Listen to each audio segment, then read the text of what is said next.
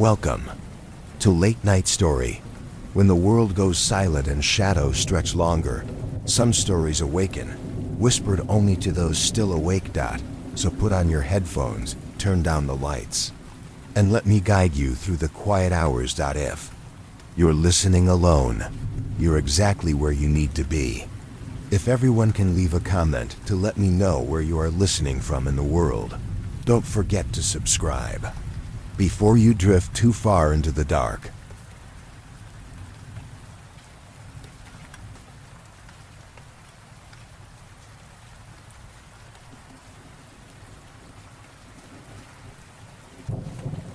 Story 1. A strange man moved into our house a week ago. My parents treat him like a god, and he's never said a single word. I don't know what to do. I'm writing this from a plastic chair in a hospital waiting room. It smells like bleach and quiet despair. My parents are in a room down the hall in a coma, and the doctors keep using words like unprecedented and unexplained. But I know what happened. I was there. I watched it happen. And the worst part, the part that is hollowing me out from the inside, is that I think I could have stopped it sooner. My life, up until a week ago, was normal, boring, even. I'm 18, just finished a soul-crushing marathon of high school final exams. My parents are good people, quiet, loving, a little old-fashioned. My dad is an immigrant, came here with nothing and has no family in this country. My mom was an orphan, raised in the system, so it's always just been the three of us. A small, tight-knit, unremarkable little unit. After my last exam, I came home and crashed. I was so mentally and physically drained that I slept for nearly 24 hours straight. It was a deep, dreamless, black hole kind of sleep. When I finally woke up, it was the next morning. The sun was streaming through my window, and for the first time in months, I felt light. The weight of school was gone. I felt free. I went downstairs to the kitchen, expecting to find my mom making coffee, the house smelling of toast and the comfortable quiet of a Saturday morning. My parents were there, but they weren't alone. Sitting at our small kitchen table, in my chair, was a man I had never seen before. He was maybe in his mid-30s. He had long, straight black hair that fell past his shoulders, a stark contrast to his pale skin. But his eyes were the first thing you noticed. They were a shocking, brilliant jaundice yellow, the color of canary or fresh bruise, and they were fixed on a bowl of cereal in front of him with an unnerving intensity. My parents looked up as I entered, and they smiled. Not their normal, warm smiles. These were bright, brittle, and a little too wide. "Good morning, sleepyhead," my mom chirped, her voice a full octave higher than usual. Come, join us. There's someone we want you to meet." I just stood there dumbfounded. A million questions were swirling in my head, but none of them could find their way to my mouth. "This is the relative of ours," my dad said, gesturing toward the man with a strange, almost reverent sweep of his hand. "He's been out of the country for a very long time. He's going to be staying with us for a while." I finally found my voice. "A relative? What relative? You don't have any relatives here. And Mom, you don't have any at all." The bright smiles on my parents' faces faltered for a fraction of a second. A flicker or something. Panic? Annoyance? Passed through their eyes before the manic cheerfulness snapped back into place. "Oh, a distant cousin," my mom said, waving a dismissive hand. "From your father's side. It's a long story. We'll tell you all about it later. Now sit, have some breakfast." I sat. The meal was the most uncomfortable, unnerving 20 minutes of my life. The man never spoke. He never looked up from his bowl. He ate with a slow, deliberate precision, lifting the spoon to his mouth and back down without a single wasted movement. My parents, however, never stopped talking. They kept up a frantic, one-sided stream of chatter directed at him, answering questions he never asked, laughing at jokes he never told. "The weather is lovely today, isn't it?" my mom said to him. "You always did love the sun. We'll have to take you to the park later," my dad added, just like old times. It was like they were reading from a script, or like they were hearing a conversation that I couldn't. It was insane. Later that day, when I got my dad alone, I pressed him. "Dad, seriously, who was that guy? Where did he come from? My father's face went cold.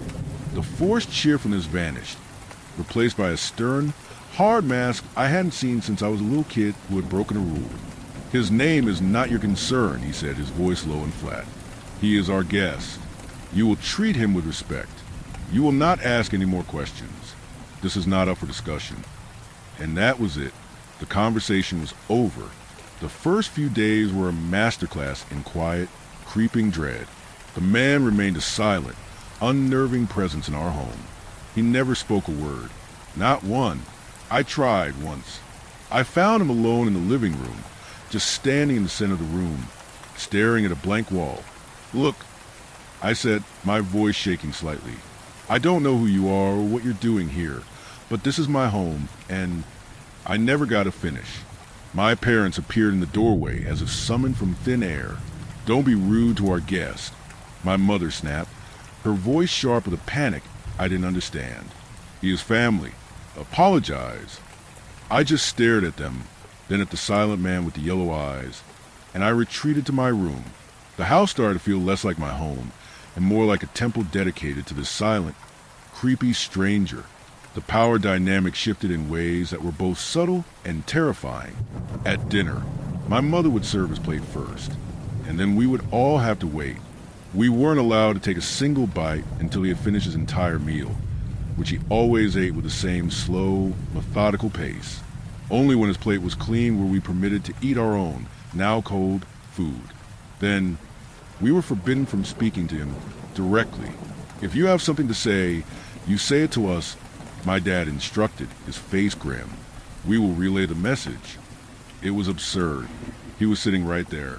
But I saw the look in my father's eyes. It was not a suggestion. It was a commandment. The worst part was a locked room. It was a spare bedroom upstairs, the one we used for storage. They cleared it out for him, and they started spending hours in there with him. The door locked from the inside. My mom would take him a tray of food, and then she and my dad would go in with him, and they wouldn't come out until long after dark. I couldn't stand it. The mystery was eating me alive. I had to know what was happening in there. Last night, I did something I probably shouldn't have. I waited until they were all in the room. I crept up the stairs, my heart a frantic drum against my ribs. The old house has old doors with old-fashioned keyholes. I knelt down, my hands trembling, and put my eye to the cold brass. The room was dark, lit only by a few dozen candles they had arranged on the floor. The air inside seemed to shimmer, and in the center of the room, he was standing. His posture was ramrod straight, like a statue, his head tilted back and his long, thin arms raised toward the ceiling, his fingers splayed. He was utterly, unnaturally still, and my parents were on the floor in front of him, on their knees. They were prostrated before him, their bodies shaking, their heads bowed to the ground, and they were whispering, a low, rhythmic, frantic stream of gibberish, a language that wasn't a language, a sound of pure, terrified devotion. They weren't hosting a relative. They were worshiping a god. I scrambled back from the door, a wave of nausea and terror washing over me. This was wrong. This was a sickness. My parents were in some kind of cult, and this man was their leader. They were in danger. I was in danger. I ran to my room, locked the door, and I called the police.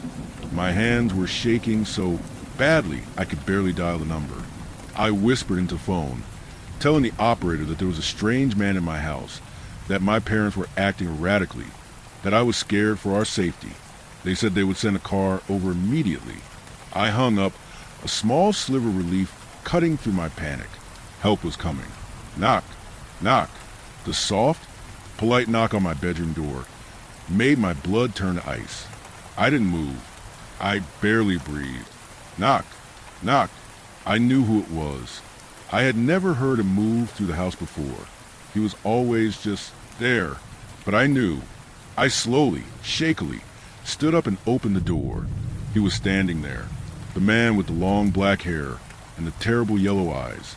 And for the very first time since he had arrived in my home, he was looking directly at me. And he was smiling. It was a wide, thin-lipped, maniacal grin, a grotesque slash of white in his pale face. It was a smile of pure, triumphant malice. All the fear, all the confusion the past week erupted out of me in a single, raw scream. Who are you? What have you done to them? Get out of my house. The police are coming for you. You hear me? They're coming. He didn't say a word. The horrible smile never wavered. He just held my gaze for a long, silent moment, and then he turned, as calmly as if he were going for a stroll, and walked down the stairs. I followed him, stumbling, my mind a blank roar of terror and rage. He walked to the front door, opened it, and stepped outside. He didn't run. He just walked down the quiet, suburban street, his tall, thin figure silhouetted against the streetlights, until he turned a corner and was gone. I ran back upstairs, screaming for my parents. I found them on the floor of the spare bedroom, amidst the extinguished candles. They were lying on their sides, unconscious, their faces pale and slack. They were breathing, but with shallow, faint. They wouldn't wake up. The police arrived a few minutes later. It was a blur of flashing lights, professional voices, and questions I couldn't properly answer. I told them everything. The man, his yellow eyes, the way my parents were acting, the room upstairs, him leaving just moments before they arrived. I gave them his description. Every single detail burned into my memory. An ambulance came and took my parents away. I stayed with two of the officers. They were sympathetic, I guess, but I could see the skepticism in their eyes. They told me they were going to check the home security footage. We had a small, simple system, just a few cameras covering the front and back doors. I sat at my kitchen table, my head in my hands, as one of the officers reviewed the footage on his laptop. After a few minutes of silence, he called his partner over. "Hey, check this out." I looked up. The officer turned the laptop towards me. The screen showed the footage from the front door camera from just a few minutes ago. I saw myself, a frantic, terrified figure, following something. I saw myself screaming at the empty doorway. I saw the front door open, as if by a gust of wind, and then close again. But the man, the strange man with the yellow eyes, he wasn't there. He wasn't in the footage at all. It just looked like I was having a complete psychotic breakdown, screaming at nothing. "There's no one there, son," the officer said gently. "The cameras didn't pick up anyone entering or leaving the house all night, except for you." I was still staring at the screen, my mind refusing to accept it, when I heard the other officer's voice from the other room. He was on his phone, his voice low and urgent. "Yeah, another one, same as the others. The parents are catatonic. The kid is talking about a tall guy with yellow eyes. No, nothing on the cameras. Same as always. It's the fifth one this year." He trailed off as he saw me looking at him. The officers wouldn't tell me anything else, just that they would be investigating. So now I'm here, at the hospital. My parents are in a deep coma. The doctors have run every test they can think of. They have no answers. Their brains just seem to have shut down. I know what happened. He was real. He was a predator. And my parents were his nest or his food or something I can't begin to comprehend. He drained them dry, and then he moved on. And the officer's words, the fifth one this year. He's still out there. He's doing this to other families. And I could have stopped it. I should have called the police the first day, the first hour, the moment I saw him sitting in my chair. But I waited. I was scared. I was confused. And now, my parents are gone, maybe forever, and it's my fault. I failed them. I was the only one who could see the monster, and I did nothing until it was too late.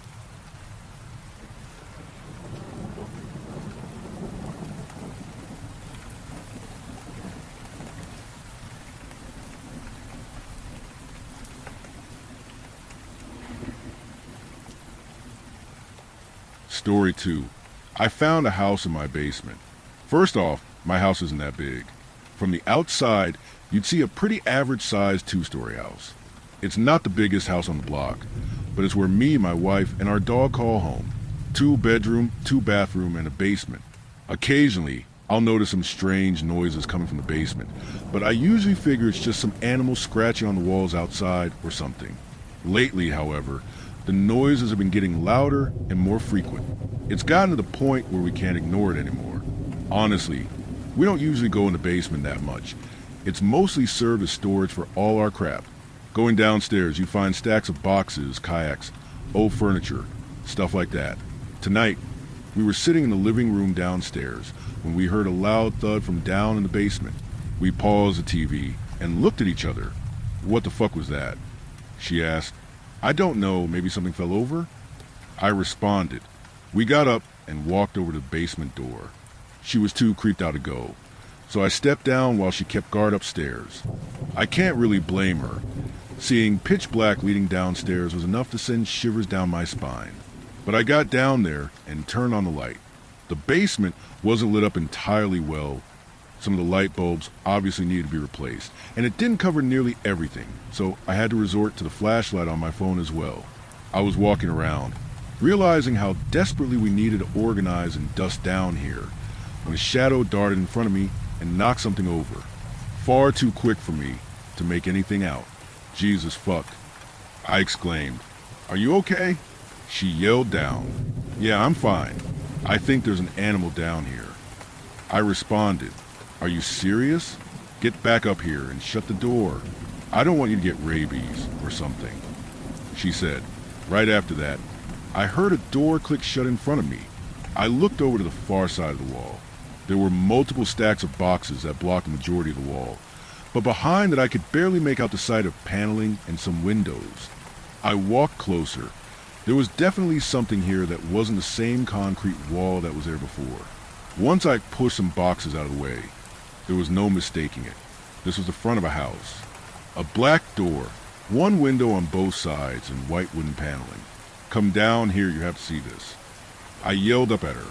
We were both standing in front of this new discovery, in absolute awe. After some initial shock, we were discussing how something like this could have possibly showed up when we had never seen it before. This is creepy as hell. We should go. She said to me, wait a sec, I'm gonna open the door. I replied, fuck that, I want to leave now. Let's go stay at my parents'. I've listened to enough paranormal stories to know this can't be good. Plus there might be a coyote or raccoon in here right now. She stammered, oh please, I doubt there's anything supernatural here. This is where the concrete wall starts. I said, opening the door, just to suddenly realize how wrong I was. When the door was fully open and we looked inside, we saw a fully furnished living room. The best way I could describe the appearance of this room would be a 50s aesthetic. Not only that, it honestly looked warm and cozy inside. When we stepped inside, I can't explain just how comfortable we felt. This overwhelming sensation of belonging and security washed over us. If it wasn't for the fact that we both knew just how bizarre this was, we might have wanted to stay in there. That feeling we suddenly had was taken over by our grounded sense of reality. This was wrong and we both knew it. This room shouldn't be here. But it doesn't end here. There's two separate hallways that look like they lead even further in. Not only that, I could see a door that was open and led even further down. There are more levels to this area. Can we please leave? This doesn't feel safe at all. Please. She begged me. What? Come on, we should explore this more. It's not often that your house gets extra square footage. I said being the neighbor she was reluctant, but I could tell she wanted to look around just as much as me, and we might have too if we didn't hear something coming up from the stairs below. Something was sprinting up towards us, barreling and crashing into walls as they did. Right at that moment, I didn't want to take any chances with whatever might be lurking down here. I grabbed her arm, and we bolted right out of there and ran right upstairs back to our living room. I slammed the basement door behind me when I felt continuous bangs right behind me. They were quick, and they just might have caught us if my reaction wasn't faster. Thank God me and her were able to run out to our car and get out of there without having to face whatever the fuck that was. As I'm typing this out, we're in the guest room of her parents' house, and we're both really shaken up. Does anyone know what we should do? I mean, we have to go back at some point. We can't just stay here forever. Has anyone ever experienced something like this? Because I'm genuinely at a loss here, hoping someone can help us get our house back. Fuck. I just realized our dog is still there.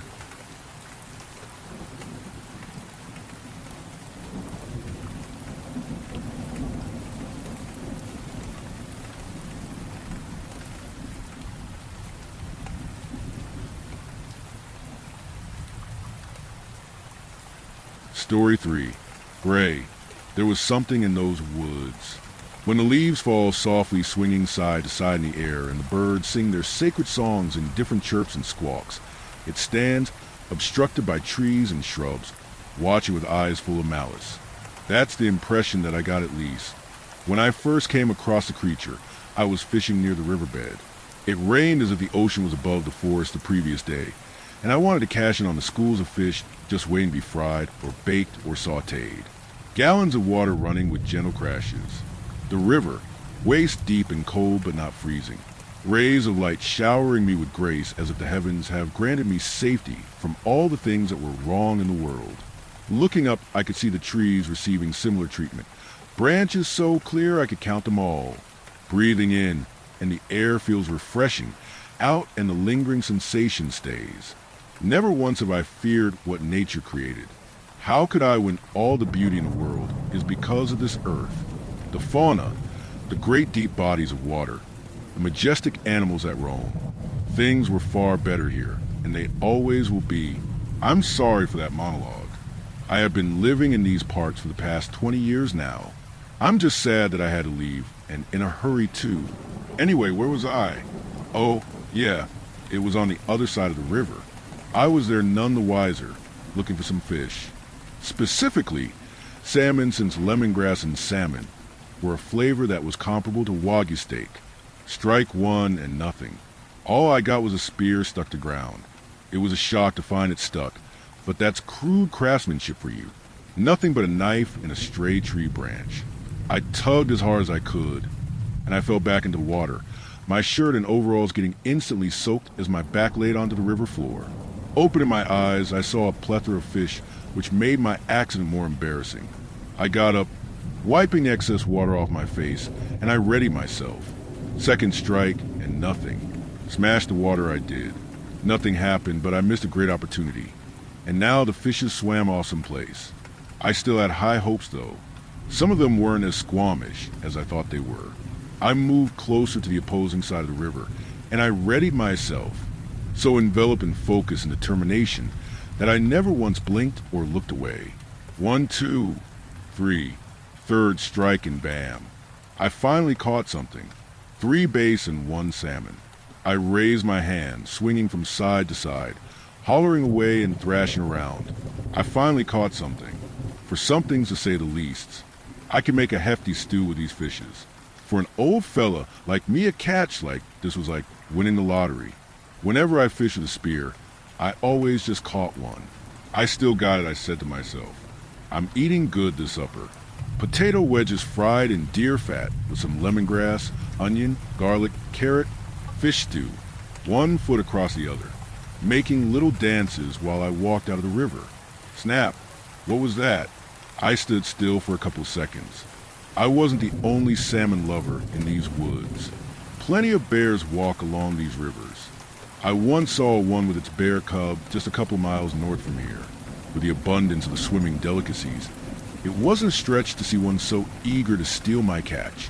So I gripped my spear as tightly as I could, enough to make my hand red. If I'm going to die here, then I'd rather die a man. At first there was nothing but vines, trees, and tall grass. Walking slowly, I maintained my stance with the same focus as before. Then the vines started to give way to something white and pointy. Several more of these points showed themselves, and they appeared to be connected to a furry, light brown base. Its legs followed, its hooves making imprints on the soft mud of the water. It had a brown torso and a large neck, almost like a giraffe. It was a deer, not just any deer, but a buck with huge antlers. Large enough to be half as tall as a tree, its eyes fixed on me.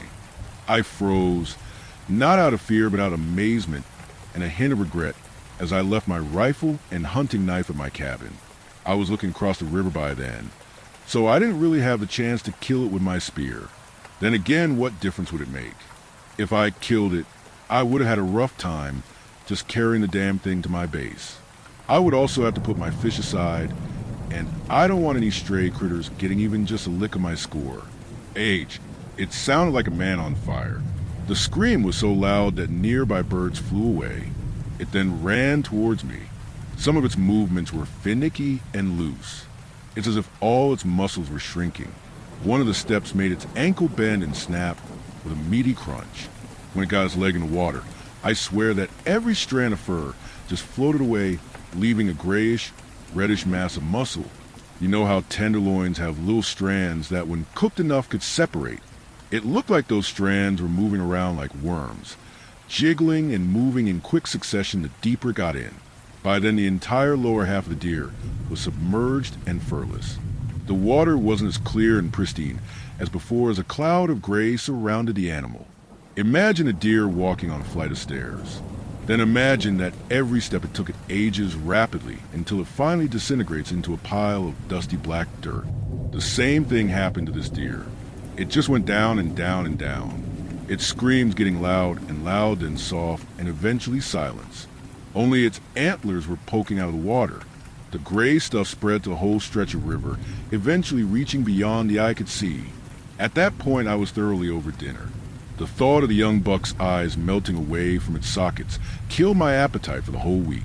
During the trek home, I found myself contemplating all the horrendous theories that I found plausible. Every meter traveled was another thought that drove me insane. I can't use the river anymore. How am I supposed to live without a fresh water source? Was that buck the only one that had that disease? Is it even a deer, or was it just mimicking the last thing that it killed? If that's the case, then what if it kills a human? The creature was a perfect imitation of a deer. From its antlers to its brown fur, a perfect imitation. I'll never be able to eat meat ever again. I'll never be able to trust any animal again. I'll never be able to trust a person ever again.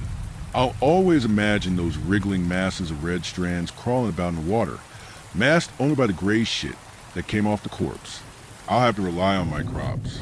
My small vegetable patches of potatoes, carrots, onions, and garlics. What if they find a way to inflict their disgusting tendrils on my harvest? What then? When I reached my cabin, I immediately blocked every nook and cranny of my humble abode. Every piece of firewood I stocked up for winter. Every tree in my area. Everything that I could put between me. And that thing was used to secure my base. If any of those worms manage to even get half of their bodies in, then they'll be greeted by lead. After barricading, I rested, hugging my Remington, my last hope for survival. A few hours passed. I struggled to keep my eyes wide. Thinking of using my fingers to forcefully open my eyelids, I reached my face, but then I thought to myself, what if these things were bacterial? The only thing that could wash your hands is dirty. Thoughts like these are unpleasant, but any precaution is necessary. At this point, I thought I was going senile. A 65-year-old man living in the woods for 20 years with nothing but a hand axe, a hunting knife, and a Remington .22 for company. Maybe that's a good thing, dying here in this place that I've called home, even if it means turning into one of them. Damn, I've gone senile. If I really am, then there's nothing to really worry about. I can die surrounded by the only friends I have, the trees. Maybe this is God's way of saying it's time. I've accepted it at this point in my life. I have no children or a wife to write to, and I certainly have no regrets. Several hours passed. Snap, the sound of a branch echoing across from me, releasing me from my half-sleeping stupor. Then another snap and a crunch. It came from every direction, becoming louder and louder as they get closer and closer. Rifle at hand, I ready myself like a fisherman using a spear, kneeling on one knee and steadying my aim, running in my head the scenarios that could come up, a possible break-in or a possible break-in. The only thing I was really prepared for was, if they broke in, eyes wide, hand axe on my right side ready for any melee combat, ammo on the left if I ever need to eat one, watching and waiting for the right time. Oh say, can you see BM? The force of 100 fists dropped me to the floor. By the dawn's early light, BM, all the walls were shaking, knocking off my wooden sculptures and furniture.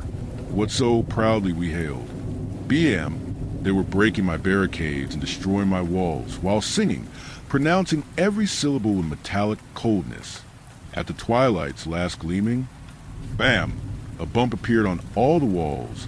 Then simultaneously they all got bigger with every thud, until they burst into the walls, whose broad stripes and bright stars, BM, their fists oozing blood, gripping and squirming to grab anything to infect, anything organic, so that they could increase their numbers.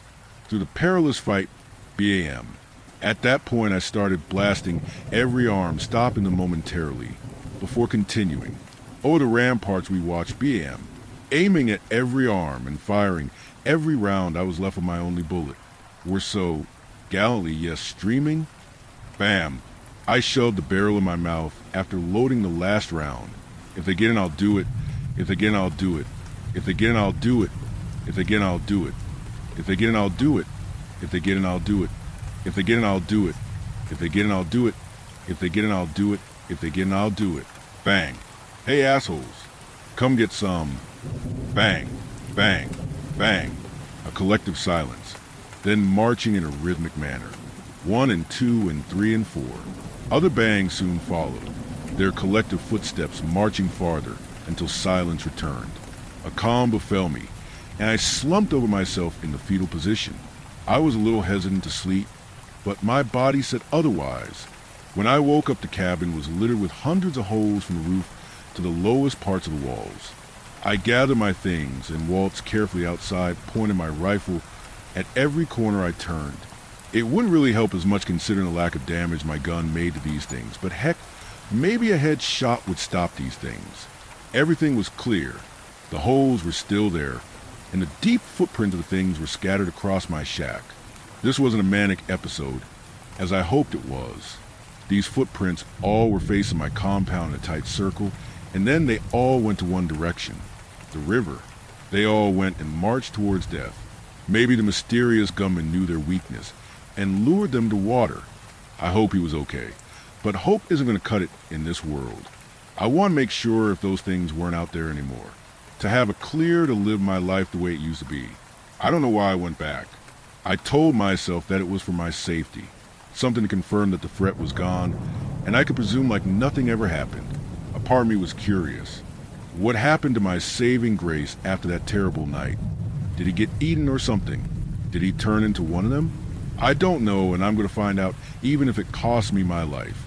Looking back, it was a stupid thing to do, but I came out of it okay. So it wasn't all that stupid. When I got to the river, the first thing I saw was my own reflection.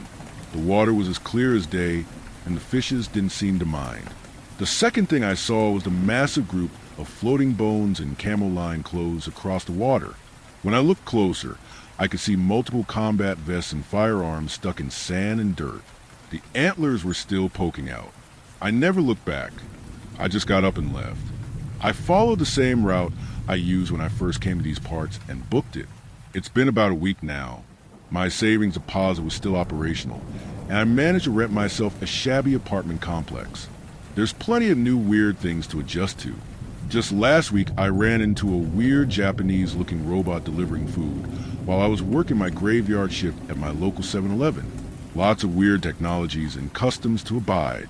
I miss those damn woods already.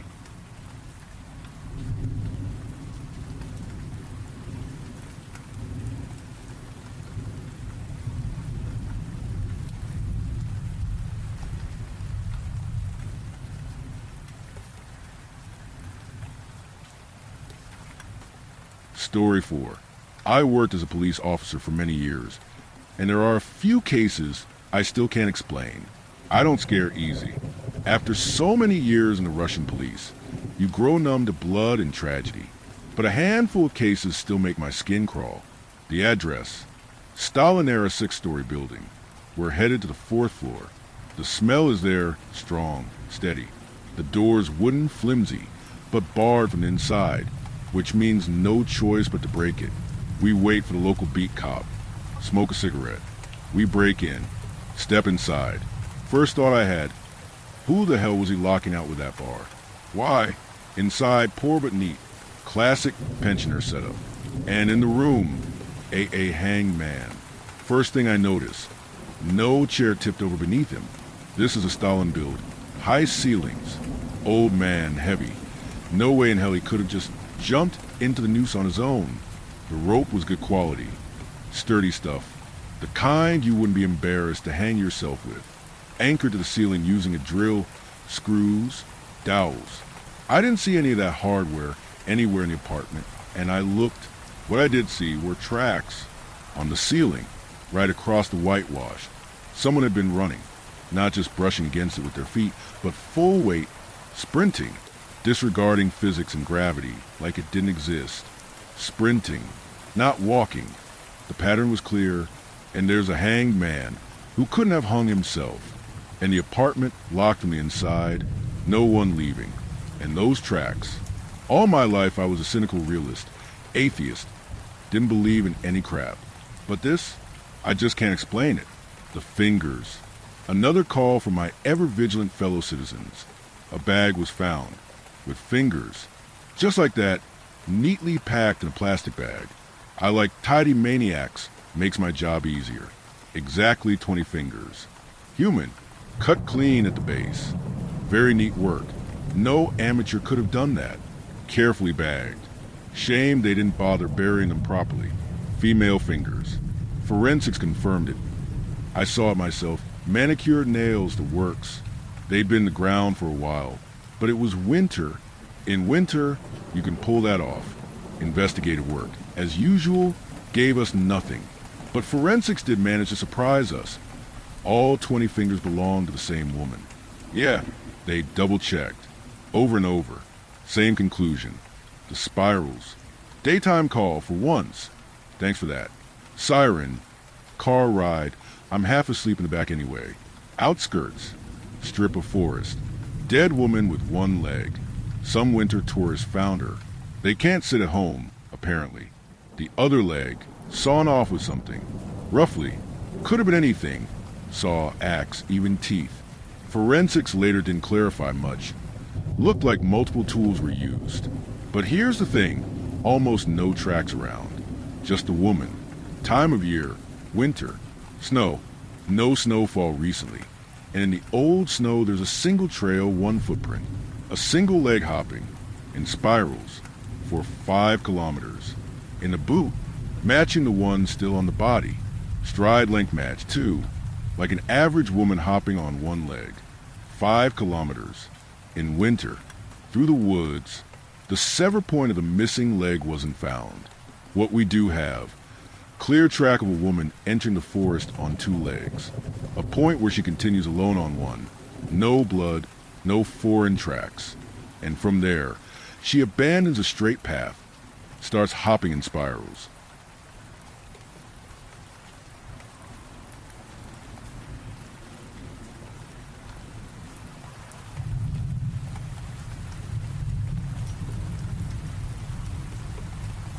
Story 5. The girl my boss kidnapped isn't human.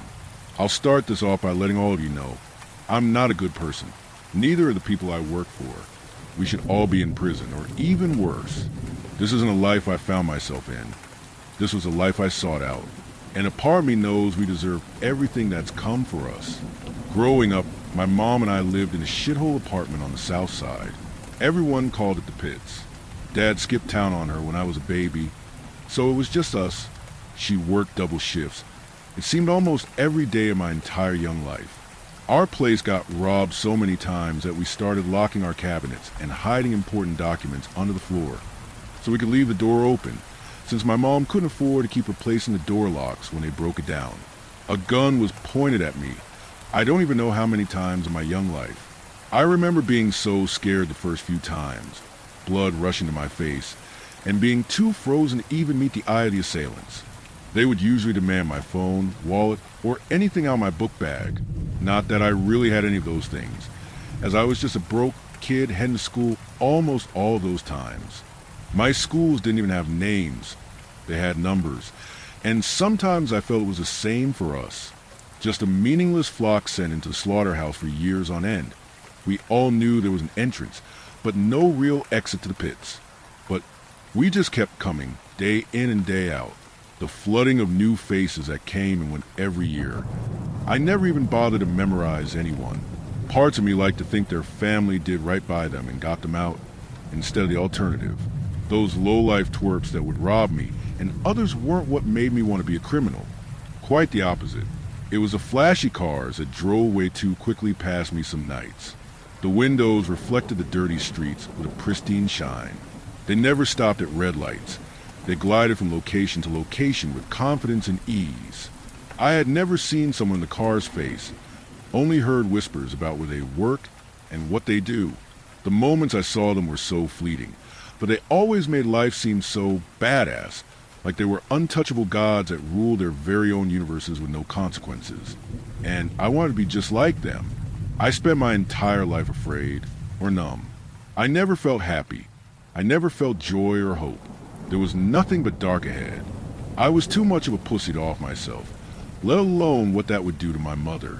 I would live and die here just as everyone else I had the displeasure of slumming along with. And when I went out, I just hoped it was quick and hurt as few people as possible. Eventually, I met Tommy at the arcade when I was 14.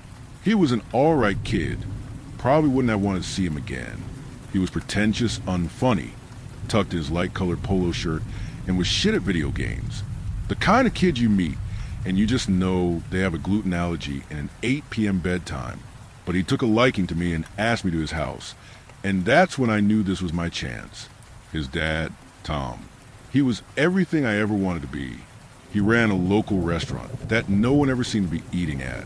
He wore a watch worth more than my apartment building. He walked with swagger and confidence, and I wanted to be him the second I met him. Tom, when we first met, didn't ask more than my name and where I was from, but after worming my way into hanging out with Tommy more and more, I got invited over for family dinners.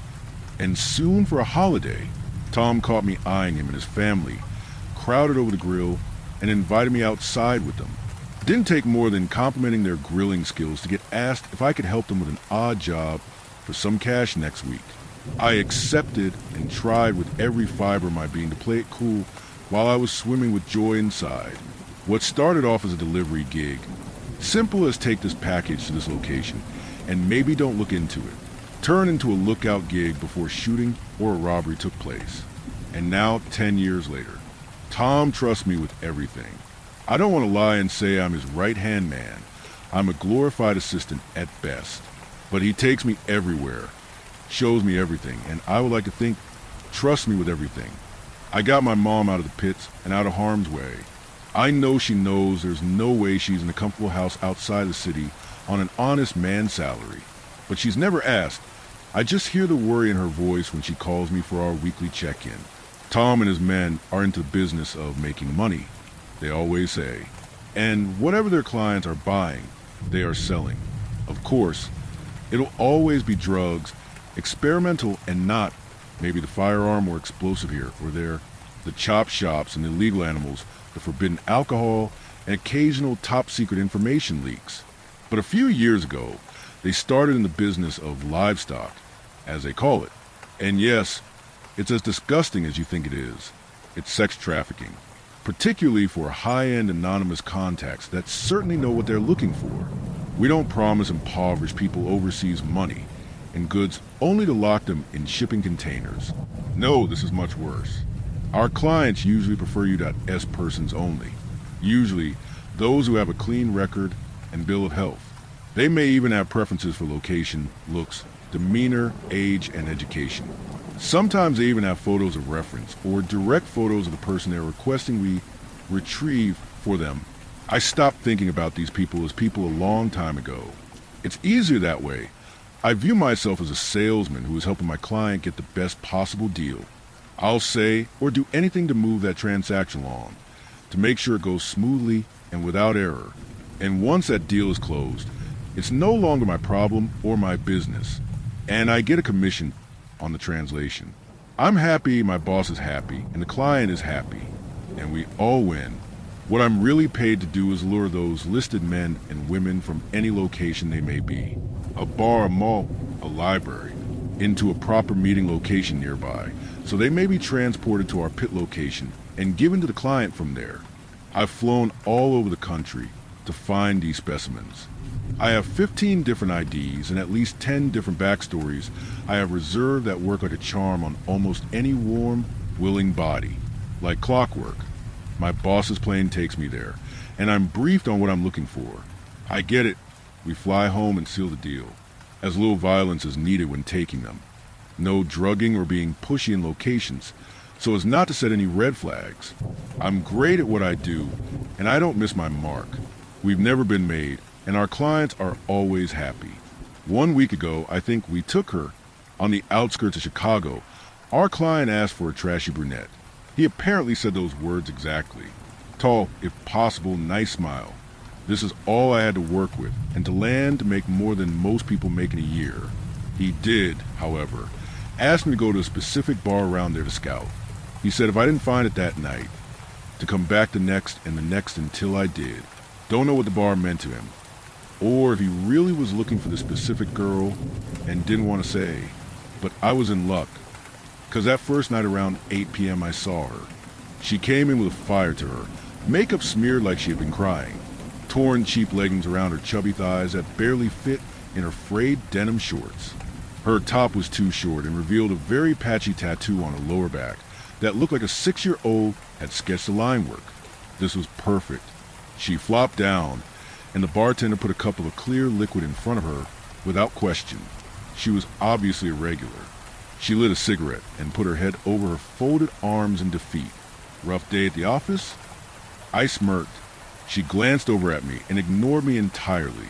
I really just came over to ask you for a cigarette, but figured I'd be polite first. I could see her chuckle through her entwined arms. That seemed to soften her up, and conversation came easily after that. She told me about her piece of shit roommate, not paying their share. I opened up and told her about my new job in the city and my fiancé cheating on me in our new apartment. I bought her drinks and we laughed. I didn't even have to try to direct her. She asked me eagerly if my apartment was nearby and if she could see it.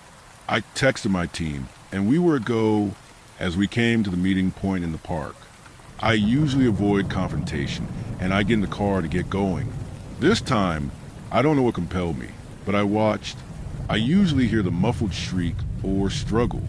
Sometimes they get a few good punches in before the drugs put them to sleep. But this time there was none of that. No fear, no scream. We met eyes before I got in the car.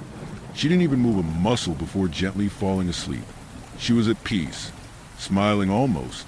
I still will never forget the uneasy feeling it sent through my spine, as if she was expecting this, excited for it even. When we got her home, something was immediately off. The client wouldn't answer his phone. This was very unlike them, as clearly they have already paid half of the steep price for retrieval. We've never had a client back out or become unreachable. Not in all my years of working this operation have we been ghosted like this. Tony called Tom to figure out what the plan was. We had never kept the stock for more than 24 hours. That's how Tom says you get caught. That's how people catch on to you, by staying put and being indecisive. But since the client was unreachable, we were stuck watching the girl through the night. I took the first shift. She was still out cold, bag over her head, propped against the vault corner. Her feet and hands were bound with wire, and a new, fresh set of cuffs locked her to the steel beam next to her. I had never watched the products before. I had never seen them past the meet-up point. A pit rose in my stomach, and I turned my chair around, just kept my ear out for any movement behind me, sat on my phone, and waited for my replacement to come in a few hours. Not even an hour later, I heard something move. It sounded wet, soupy even, like when wet flesh bubbles onto tile. Yes, gross, I'm aware. When I turned around, I didn't even understand how it was possible. She was melting, it seemed. The bag was off her head, nowhere to be seen, and all the wires that bound her had been dissolved. Her skin was sloughing off her muscles and dangling onto the dirty floor, mopping around pools of brown congealed blood. Her clothing seemed to mesh with her skin, as the bones struggled to move with no muscle holding them together. All of this time, her eyes stayed glued to mine, with an ear-to-ear smile plastered on her face. Her teeth blackened with decay, as her jaw slowly fell off canter and then ripped from her skull. I jumped up and grabbed the first thing I thought could help, the fire extinguisher. As I sprayed her body, the cool chemicals met her flesh and sizzled on contact. It sounded alarmingly like pop rocks. She had to be dead, right? I got closer to her to make sure the burning had stopped. The cloud of chemicals left my vision in a haze as I neared. A hand with little other than a few ligaments left to it slashed at me from the cloud. I tossed the extinguisher at her with a sickening squish. followed by silence. Bitch had scratched me. The long pink line barely broke the skin, looked like a cat scratch. But this sense of dread spun over me that she was contagious or something, some kind of flesh-eating bacteria, or bio-weapon I had never seen before. The clang of the garage door opening snapped me awake. The fluorescent lights of the vault dug into my eyes as I snapped out of sleep. I must have knocked out for a bit. I flung myself around. The girl was still out cold, very alive looking, propped up in the same place we left her. Maybe had sagged forward a bit, but that was it. I frantically checked my arm. It was clean. I had never had a dream feel so damn real in my life. I practically shoved past Tony as I ran out to catch some cold air. Finally, and clear my head, the drive home felt so long. Every light felt like it clung to the past. Every bump felt like it shook my skeleton. By the time I was up the elevator to my place, I couldn't see straight. As I crashed on my couch, I heard something. It sounded like humming coming from somewhere else in my house. A light melody, hummed with grace and care. It reminded me of the lullaby my mom would lull me to sleep with as a kid, or when I was scared or mad. She would hold me to her and hum a tune as she rocked me back and forth. What should have scared the hell out of me felt like warmth and comfort. The sleep embraced me in a way I hadn't felt in decades. My loud ringtone threw me out of the blissful coma I was in. Marcus, where the fuck are you? You were supposed to be here an hour ago.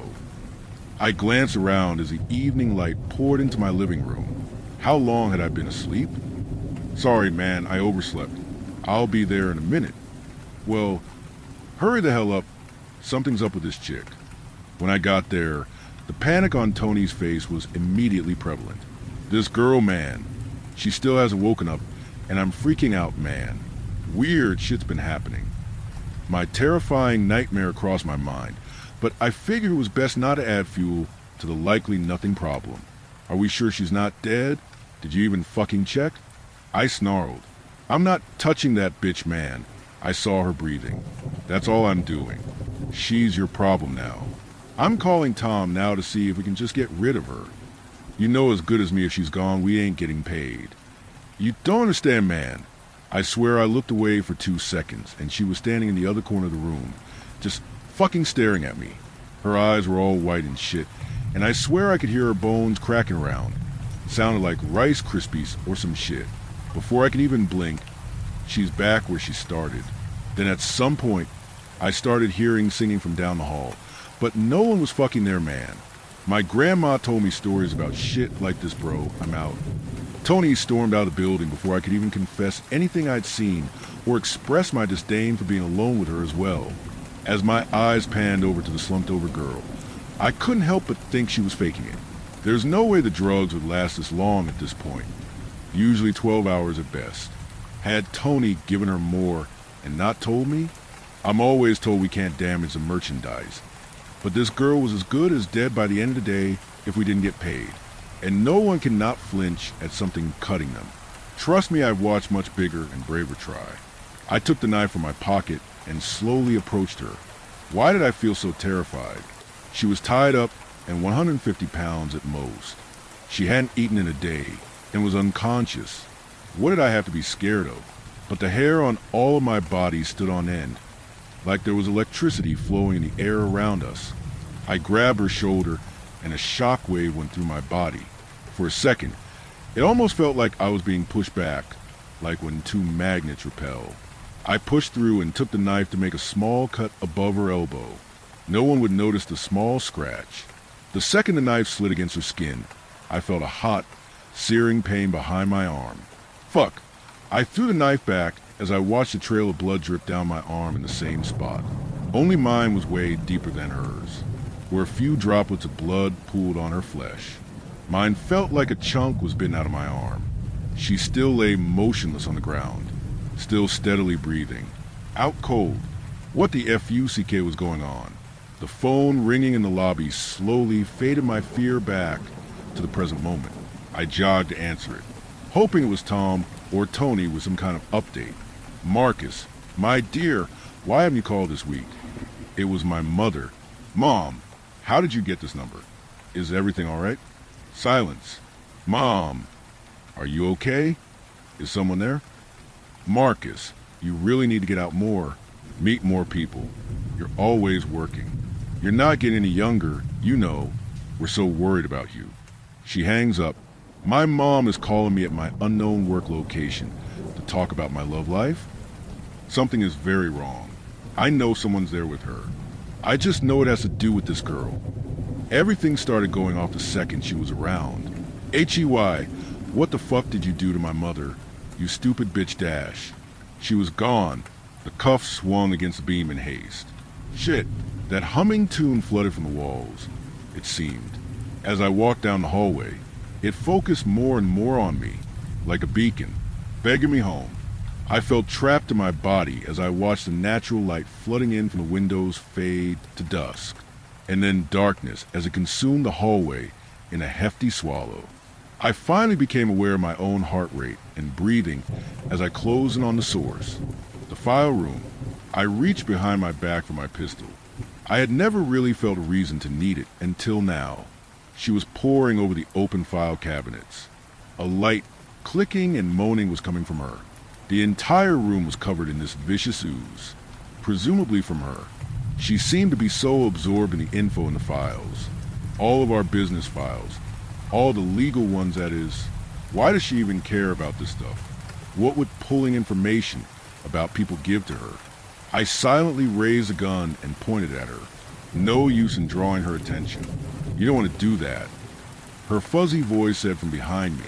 The girl didn't appear to be speaking in front of me, or notice I was there. I didn't turn around. I just clicked off the safety and put my finger on the trigger. Marcus, you don't want to do that. You're no use to us dead. With a sharp inhale, I felt my gun press deeper into my temple. What? As I pulled it away, it felt like it gave a lot of resistance, like a magnetic field drawing me into place. The girl was gone. The ooze was gone. The file room was still a wreck. Someone has been here and has been looking for everyone and everything that we are associated with. I'm losing my goddamn mind. My body felt like it was covered in ants. My skin prickled and churned. I was feeling so compelled to do something, anything, but I had no idea what. It felt like worms were slithering around inside my bones. The girl did something to me. She poisoned me. Maybe we had done someone in her family wrong, and it was coming to bite us. She was taking us all out, without even thinking. I fumbled to the bathroom, soaked in sweat, and looking deathly ill as I caught a glimpse of my reflection. I grabbed my knife from my pocket and sliced into my arm. I needed to see that I was normal on the inside, just to try and ground myself. No, her voice chimed in. Her dusty hand grabbed my arm. If you hurt, we all hurt. Her eyes met mine. She didn't open her mouth to speak. It sounded like it was coming from inside my head, and all around at once. The more you fight it, the more it hurts. I can feel the sensations of resistance you have. Please stop. Her light voice fluttered like cracking electricity in the room. What the fuck are you? What is all of this? We've been watching you for so long. So much pain, so much violence. We can offer you safety, peace, and kindness. I know you have felt it. I know you know what bliss we can offer. What about my mother? If I do what you say, will she be safe? Marcus, there will be no danger if everyone is with us. You're not in danger now, and you never were. We are safe. We are your mother. We are you. I looked down, and what was my blood-soaked arm was now being covered by her hand, as if it had meshed with my flesh. It was warm and felt as though I was being welcomed by the soft, velvety breeze of an oceanscape. She slowly melted away, not like she turned to liquid, but as though she mist away in a non-existent breeze. She knew she got what she wanted, what we wanted. So I'm begging you, please, if you're reading this, just know I'm not a good person. I never was and never will be. I've never had hope or happiness before today. I've never felt such peace. We forgive you for everything you've done. Peace and redemption wait for you with us. We know you feel the itch, the draw, the urges to find us. Please don't fight us. You're only hurting all of us.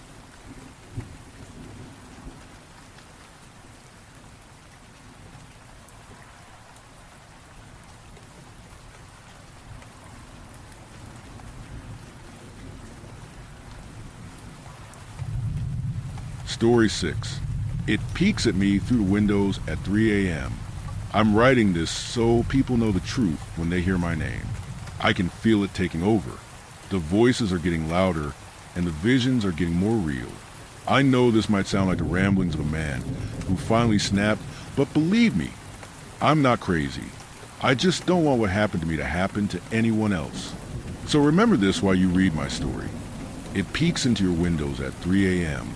No matter how much it tries to lure you in, no matter what tricks it pulls, do not let curiosity win. When I first moved into this apartment, I told myself the noises were just apartment things. You know the ones. Pipes clanging like they're coughing a phlegm, radiators ticking like an old pocket watch, the neighbors upstairs dropping God knows what at ungodly hours. The first week, I kept waking around 3 a.m. to faint sounds by the window. I thought it was cats in the alley, maybe someone taking out trash, even wind whistling through the small cracks in the window frame of my old, cheap apartment.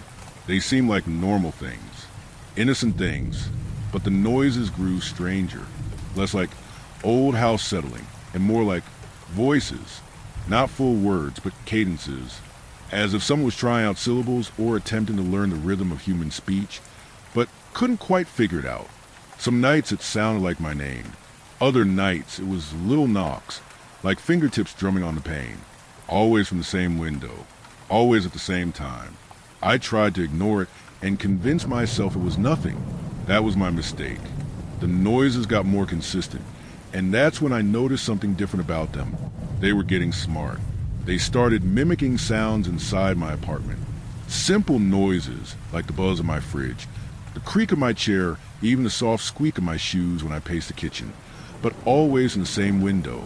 These sounds quickly evolved back into the garbled sound attempting to mimic human speech.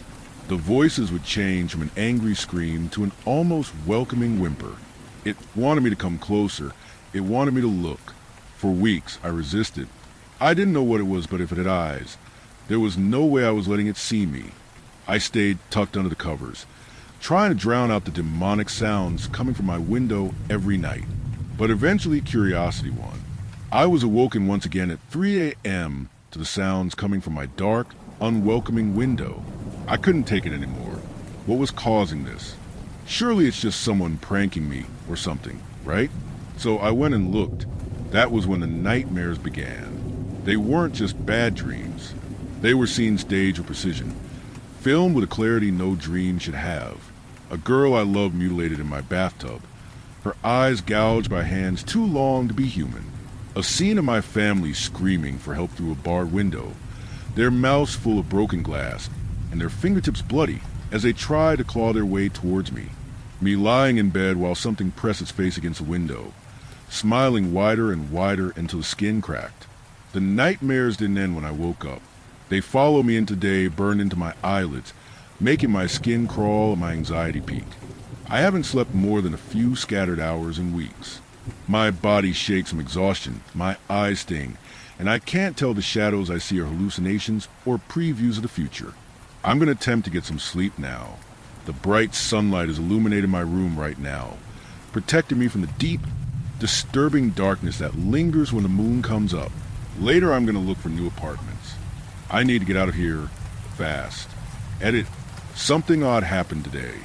A woman down the hall, this sweet old lady that usually keeps to herself, cornered me by the mailboxes. She stared at me for a long time as if she was studying my face. She was clearly taking notice of the haunted, soulless, tired look I had and the bags under my normally joyful eyes. She didn't say anything for a while, staring at me like I was some sort of lost cause or something. The tension in the air was so deadly that I wasn't sure if I should say something or leave. Before I could make that decision, she said something that made no sense at first, but now sends shivers up my spine. Wrap yourself up, head to toe, like the children do. Don't let it see you. Not a finger, not a hair. I tried asking her what she meant, but she quickly walked away and disappeared before I could press her.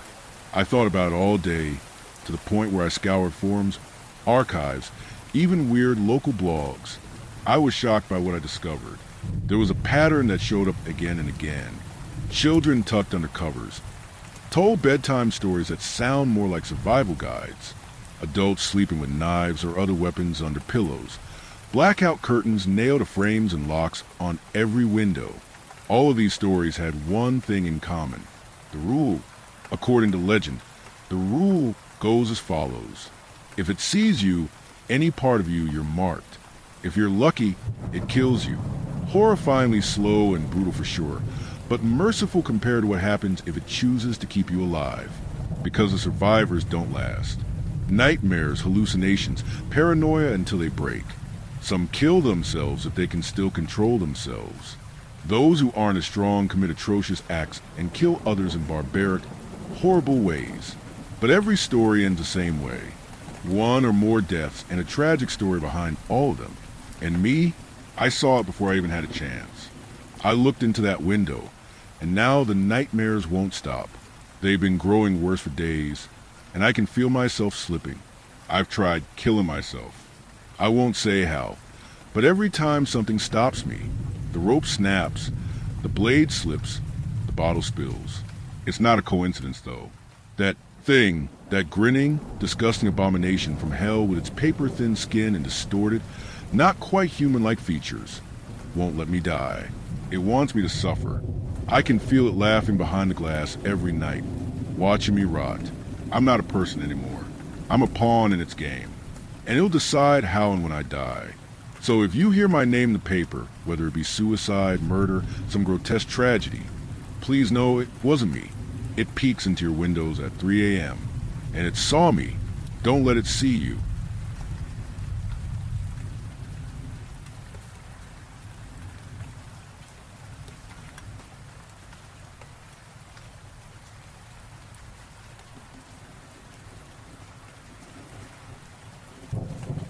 Story 7.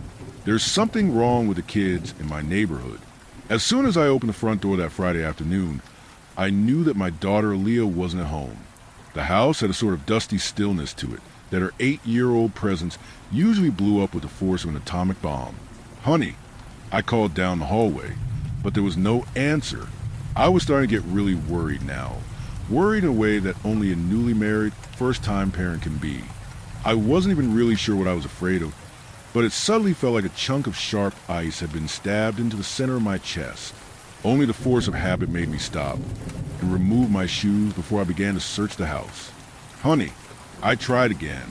After checking the first floor, I went upstairs to the bedrooms. My wife Caroline's phone, wallet, and key ring were still on her nightstand.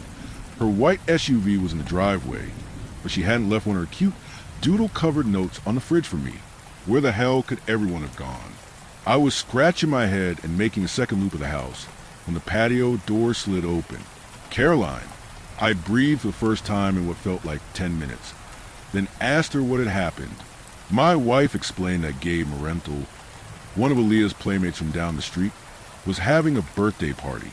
It was just a 10-minute walk from our place to the Marenthals, and Caroline had expected to be back before I got home.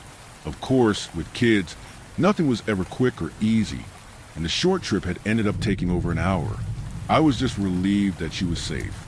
We had lived in this neighborhood for less than a year, but so far it seemed like exactly the sort of secure, out-of-the-way place we had been looking for. It was bordered on 3 sides by a forest, and apart from that, there was nothing around apart from a few warehouses, a pharmaceutical plant, a grocery store, and a gas station. There were plenty of other families nearby, too. The Marenthals, the Tremosas, the Redmonds at the end of the street, and the Overdens. Just thinking of the name put a nasty taste in my mouth. Is Leander going to be there? I asked reluctantly.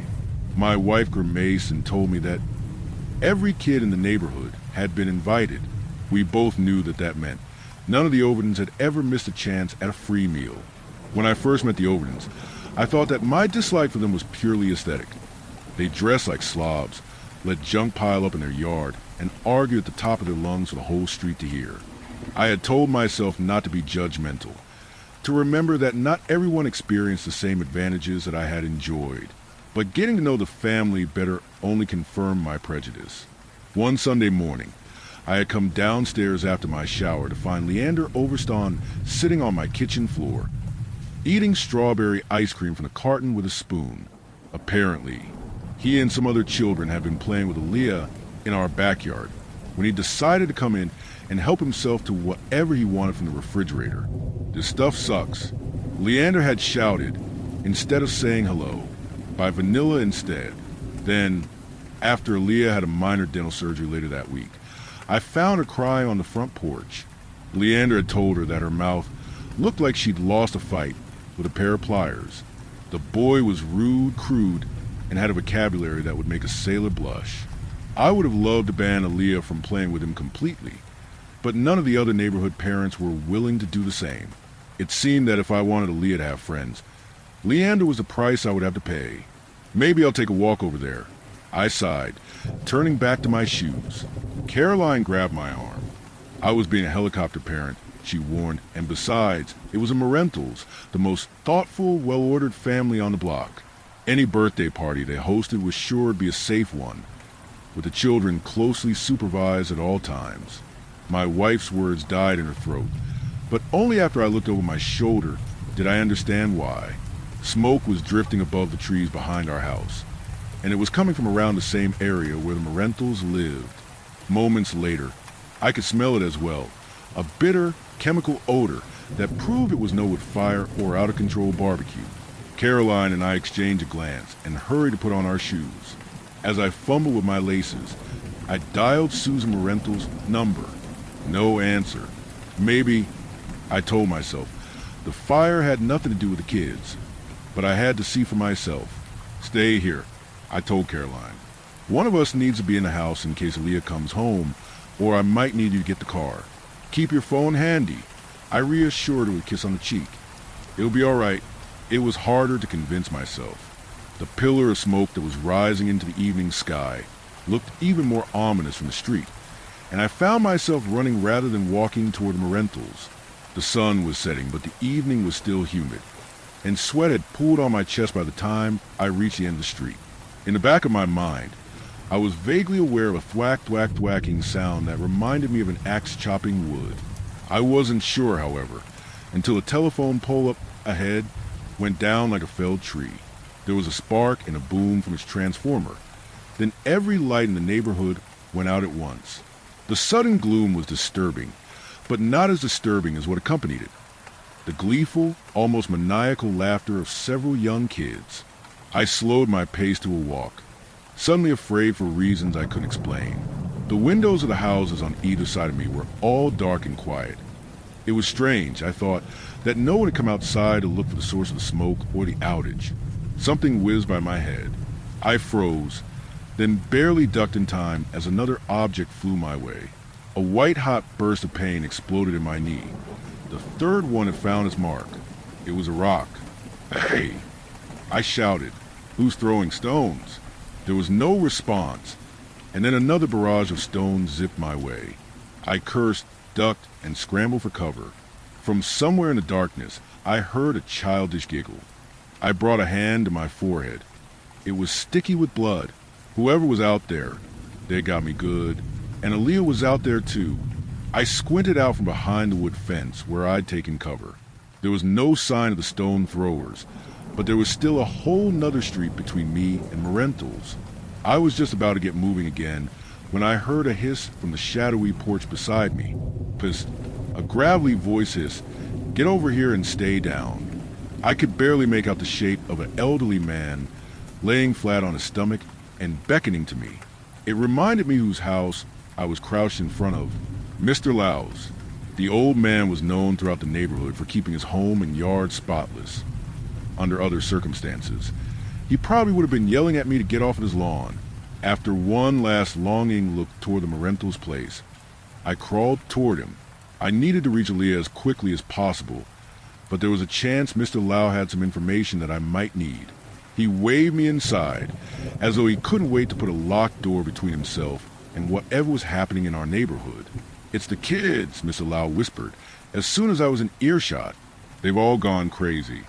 He explained that he had been weeding in his garden when he'd first heard the screams from the far end of the street. He had looked up to see a skinny boy with shoulder-length blonde hair walking into his garage. He had yelled at the child, who I assumed was a Tremosa's son Aiden, to stop. Instead, The long-haired boy grabbed a pair of shears from their hook on the wall and ran at Mr. Lau, laughing and snapping them together like a giant pair of scissors.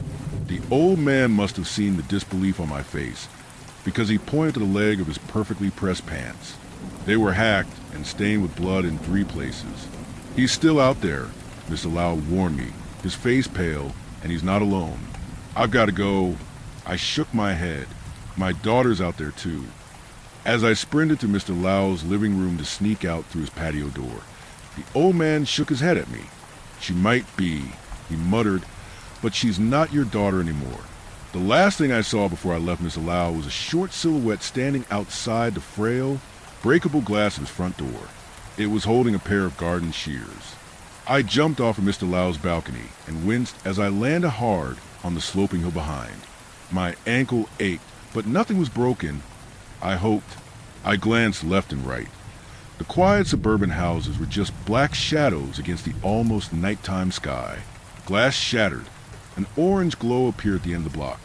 Another house was ablaze. I pulled out my phone to call Caroline, but it had no bars. Had the kids somehow gotten to the cell towers, too? Just how far had all this spread?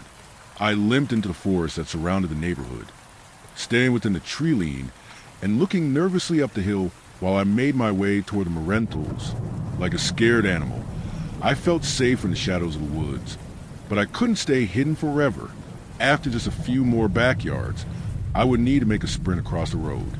In the pale glow of the rising moon, my familiar neighborhood looked twisted, unfamiliar, and wrong.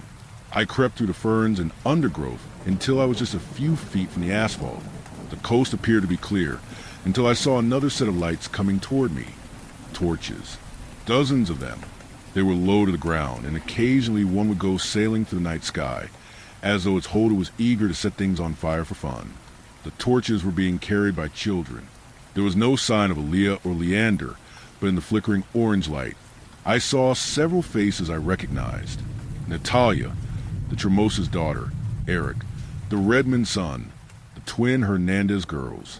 What I didn't recognize, however, was the expression of cruel joy on every face. The kids had painted themselves with something that might have been blood, or paint, or both. They were dressed up like barbarians going to war, and maybe in a sense they were. After all, the children did have captives. The gruesome little band was marching Mark Tremosa and Talia Redmond along with them, keeping the 2 adults prisoner in the center of the group, using a collection of sharp tools. Based on their wounds, Mark and Talia had put up a fight. At first, it looked like they were being taken in the same direction that I was going, toward the Marental house. I began to creep out of ferns to follow them, then froze. One of the torch-carrying children kept turning around, scanning the street behind the group. They had a rear guard. How the hell was a band of kids this organized? I had to wait until they were almost out of sight before I made my move. The devastation was even worse on this side of the street. Windows shattered, houses burning, a woman lying face down in her driveway, a puddle of blood beneath her. Was it because there were more families with children on this side of the street? I pushed the unsettling thought out of my head and kept moving. I had to find Aaliyah and get back to Caroline before it was too late. Soon I could smell even more smoke and see the largest fire yet. It was in the Marentals' backyard, right where the birthday party was supposed to be. Streamers, balloons, and colorful decorations whipped in the hot wind that blew around the pillar of flame in their center. It was a mountain of furniture and other household items, soaked with gasoline and set ablaze. From where I crouched behind the Marentals' rose bushes, I could see small, dark shapes running up to it and tossing more fuel into the blaze. Couch cushions, baskets full of laundry, anything that they get their hands on. My blood ran cold when I realized that Mark Tremosa and Talia Redmond were also being led toward the fire. What had happened to these kids? And even worse, was Aaliyah somehow part of it? A small, grubby hand gripped my ankle. Sure, a familiar voice hissed. You're Aaliyah's dad, right? The kid with the screwed-up teeth? There was no maniacal glee in Leander's eyes. He looked scared, confused, and alone, just like me. I nodded. The other kids have all gone nuts, Leander whispered, as though it wasn't obvious. I didn't have time for this. Is Aaliyah safe? I demanded. I don't know, Leander shrugged. I just took off running. I grabbed the goods first, though. Leander unrolled his stained t-shirt and pulled out a fist-sized chunk of birthday cake, which he then stuffed into his mouth. In front of us, there was a bang and a fiery crash as another piece of furniture was flung into the fire. SHHMNEHBNGGBHCK, he said, through a mouthful of crumbs. What? I groaned. I said, she might be in the pickup. Duh. Are you deaf or something? Leander went on to explain that there was an abandoned Prohibition-era truck in the woods that the kids like to play in, pushing my fears about tetanus and black widow spiders out of my mind. I asked Leander if he could show me where it was. Sure, he told me. What's it worth to you?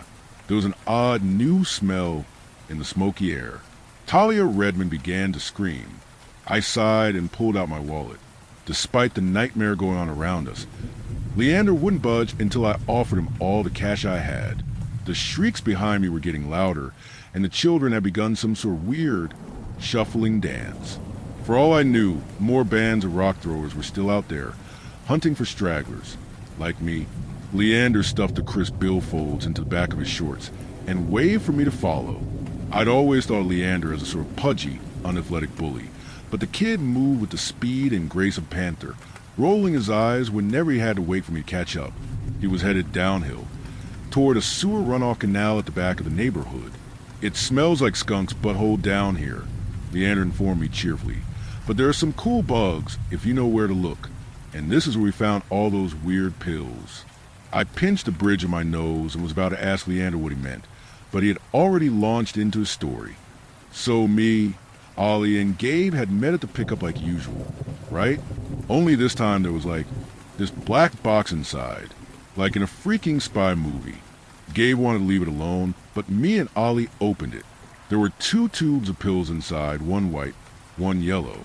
Please tell me that you didn't take any of them. Of course I did. I took one of each. Your daughter dared me to. She dared Gabe too, but he started sneezing real bad after he took the yellow one, so he pussied out. Gabe always pussies out.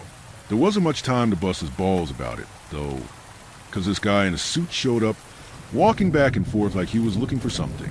He seemed real mad. Of course, we hid. Daddy says when a guy in a suit comes looking for you, it's never for nothing good. Gabe had taken 1 pill. The others had taken 2. Gabe has gotten sick. Aaliyah and Leander were fine. Was that what the pills had contained then? Some sort of infectious disease and its cure? All of the neighborhood kids had been at Gabe's birthday party. And wasn't a pharmaceutical warehouse located just on the other side of these woods? I shook on my phone's flashlight. Apparently I was headed back into the woods. And this time it was going to be a muddy, weed-choked downhill slog. A cobweb stuck to my sweating forehead. Something scurried across the back of my neck. Rough as it was, there was still a sort of path, one that the neighborhood kids had probably been using for generations. I could see the truck up ahead, a rusted-out behemoth with 1 tire sunk into the murky slime of the drainage ditch. It looked like the sort of vehicle that bootleggers might have used to run whiskey during Prohibition. I had no idea how it had gotten here, but one thing was clear. It stuck out like a sore thumb. Had someone been using it as a dead drop to smuggle experimental pills out of the warehouse? Was that what the man in the suit had been looking for, and what the neighborhood kids had stumbled upon? There was movement in the back seat of the truck. A dark shape crawled up onto the roof. I tensed, prepared for anything, except what happened next. Dad, it whispered. It was Aaliyah. I threw my arms around my daughter. I hadn't realized it, but until that moment, I hadn't really expected to ever see her alive again. We got to get out of here, I whispered. Come on, let's go find your mom. Hey! I winced at the volume of the indignant shout from behind us. You're not going anywhere without me. Leander ran up and tugged on my sleeve. If I didn't want him to keep making noise, it seemed like I'd have to take him with us. When we got back to the street, the light from the great fire had dimmed. The neighborhood was eerily still. I wanted to believe that it was finally over, but I knew better. The grimmer explanation was far more likely.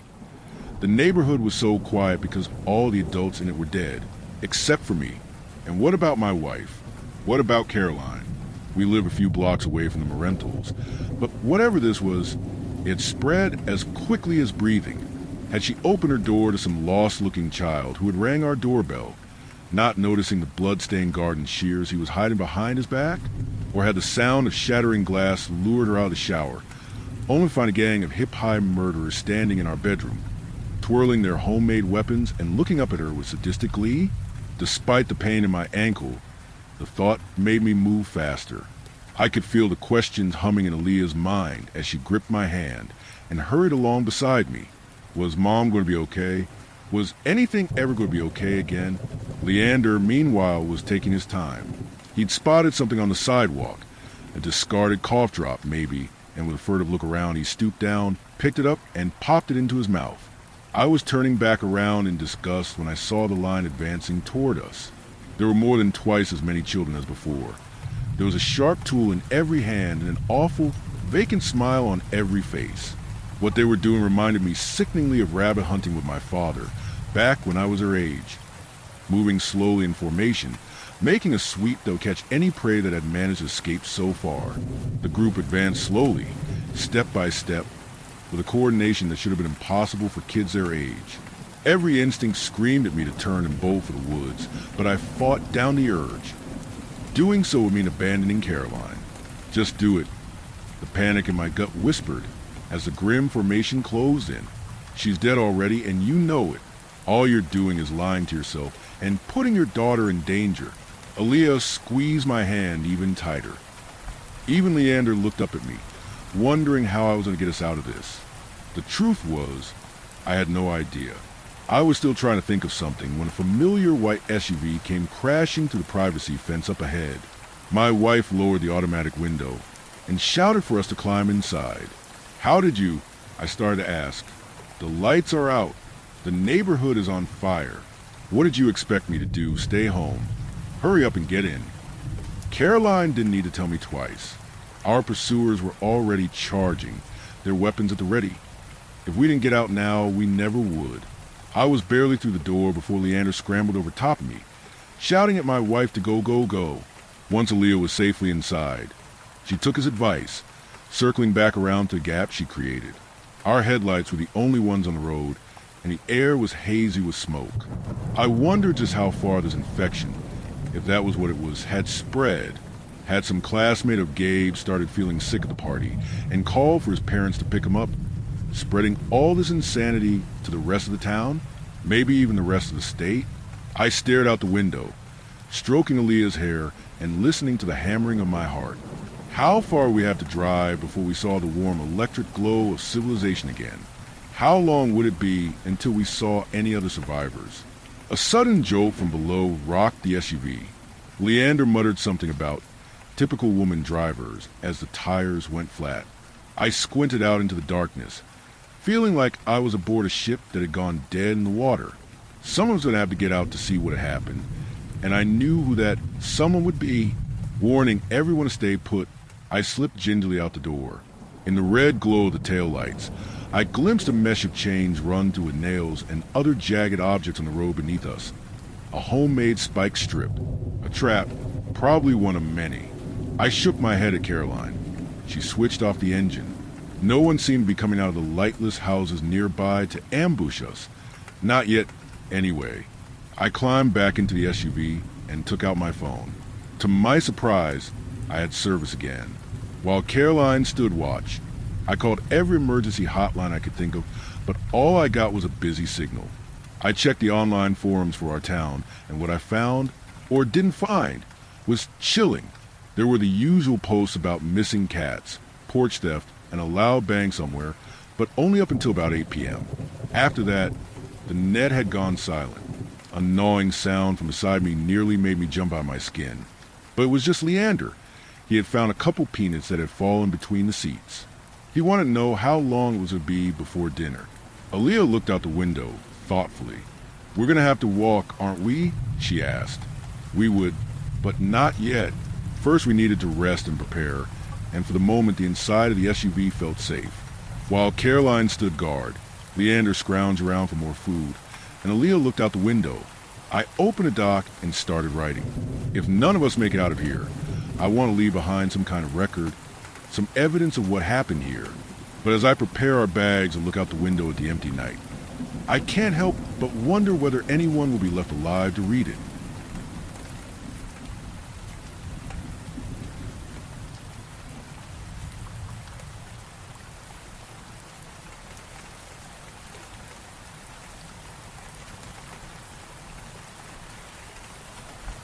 Story 8.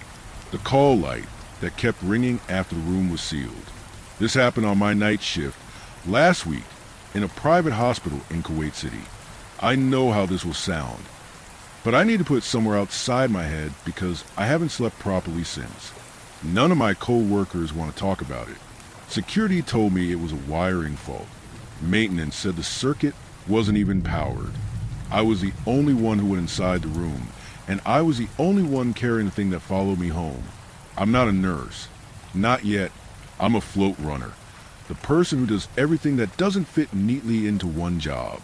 I push wheelchairs, restock forceps, carry blood to the OR, and bring late-night meals up from the kitchen when someone's blood sugar crashes at 2 a.m. I'm saving for nursing school, so I take every night shift I can. Nights are quieter until they're not. Our hospital is modern in a way that looks good on brochures. White walls, soft lighting, stainless steel you can see your face in. The new wing, 6th floor east, had opened just a few months ago and then half closed again for negative pressure calibration. Infectious diseases, isolation, the kind of rooms where the doors whisper shut and air hisses around your ankles. They had sealed 3 rooms, 615, 617, and 619, and strung orange plastic across the hall like a construction site. Someone hung a paper sign that said "Do not enter." The tape curled at the edges because the AC never stops in Kuwait, even at 3 a.m. That night, the 6th floor was my last round before break. The Amal nurse, we'll call her L, because she was kind to me and I don't want her name in this, was doing meds. The charge nurse, a Filipino lady who has worked nights for 15 years, was half asleep behind a screen, charting with the world's softest keystrokes. The others were in and out of rooms. You learn not to look too long into a room where someone is struggling to breathe. You learn a lot of things. The call light on the board chimed, a soft, pleasant ding that is supposed to mean, "Please come help me reach my water glass," but very often means, "I am about to die." The square light labeled 617 lit up amber, then red, then amber again like it couldn't make up its mind. The charge nurse didn't look up. "Ignore east," she said without looking at the board. "Electrical is doing tests." The board dinged again. 617, again, each time a polite little bell. Ding, ding, ding. I shifted on my feet. The thing about nights is that nobody wants to be the one who breaks the routine. We all act like the ship runs itself. But a call light that doesn't stop is made to get under your skin. It's a baby cry designed by engineers. Electrical already finished. L said, her voice low. They sent email. The board dinged 3 times in a row, fast. The light for 617 flashed hard red, then steady.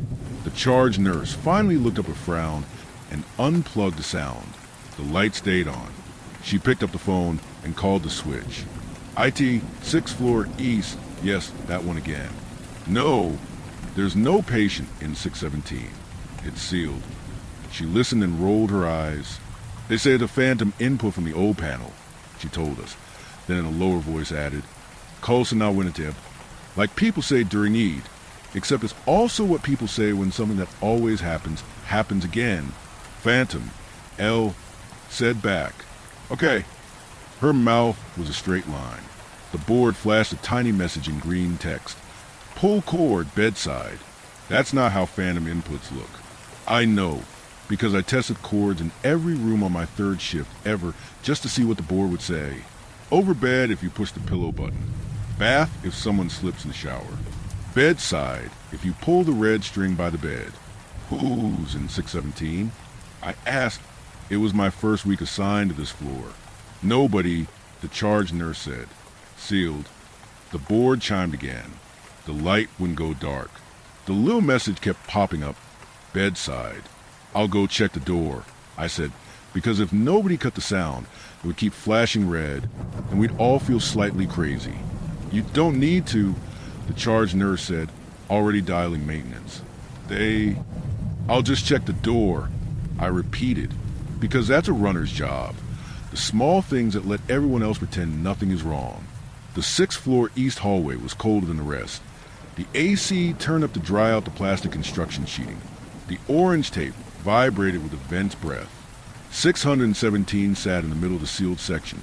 The door a heavy thing with a long window, the kind you can see your own reflection in if you stand in the wrong place. I pushed the tape aside and walked up to the door. The light above it, the same light as on the board, was steady red.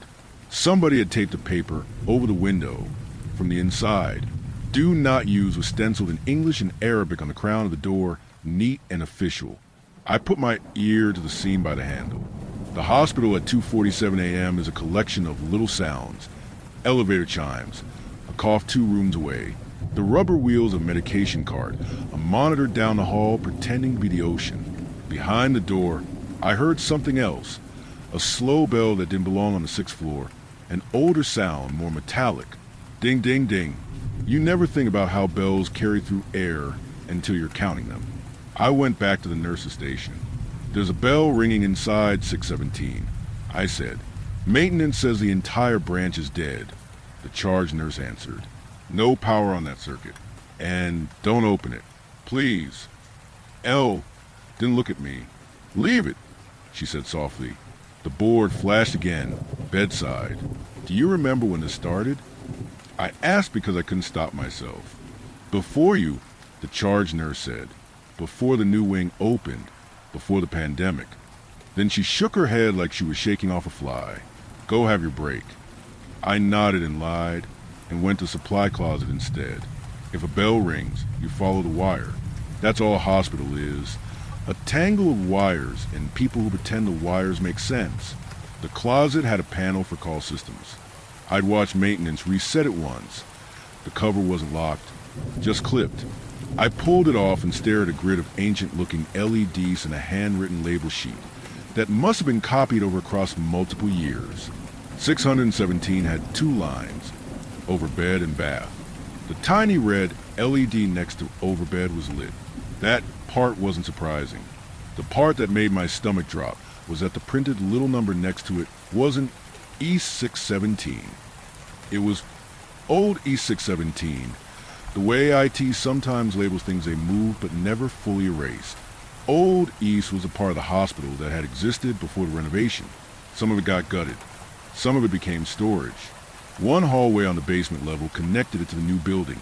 A service corridor just wide enough for a bed, painted the same pale green as every hospital anywhere. I took the service elevator down to B2, but the corridors smell like bleach and old dust. If you've never walked the basement of a hospital, it feels like the undersides of your own thoughts. Laundry carts slide like phantom ships. The flicker of a single fluorescent light feels personal. There are fewer signs and more doors that say, "Authorized personnel only," which is a joke because on night shift, everyone is authorized if you look confident enough. The motion sensor turned on a row of lights as I stepped into Old East. The walls felt closer. I heard the hum of a motor, a distant thump-thump of the vacuum pump that keeps the suction lines breathing. And faint under that, like the hospital's heart murmur, a bell. The call system panel down there was older, the kind with a real key. Someone had left the key in. 617's light was lit on this one too. The label strip wasn't printed. It was a piece of white tape with numbers written in faded pen. There were notes on the metal in pencil, dates and initials. One of them said March 7th. No year. The bell rang again, not from the panel, but down the corridor where the old isolation rooms used to be. Most of their doors were propped open, empty as mouths. The last door, painted the same with the same narrow window, was shut. Its number plate was missing. I only knew it was 617 because the white paint on the wall had a cleaner rectangle where the plate had been. Someone had removed it very carefully, like they didn't want to scratch anything. The red light above that door was steady.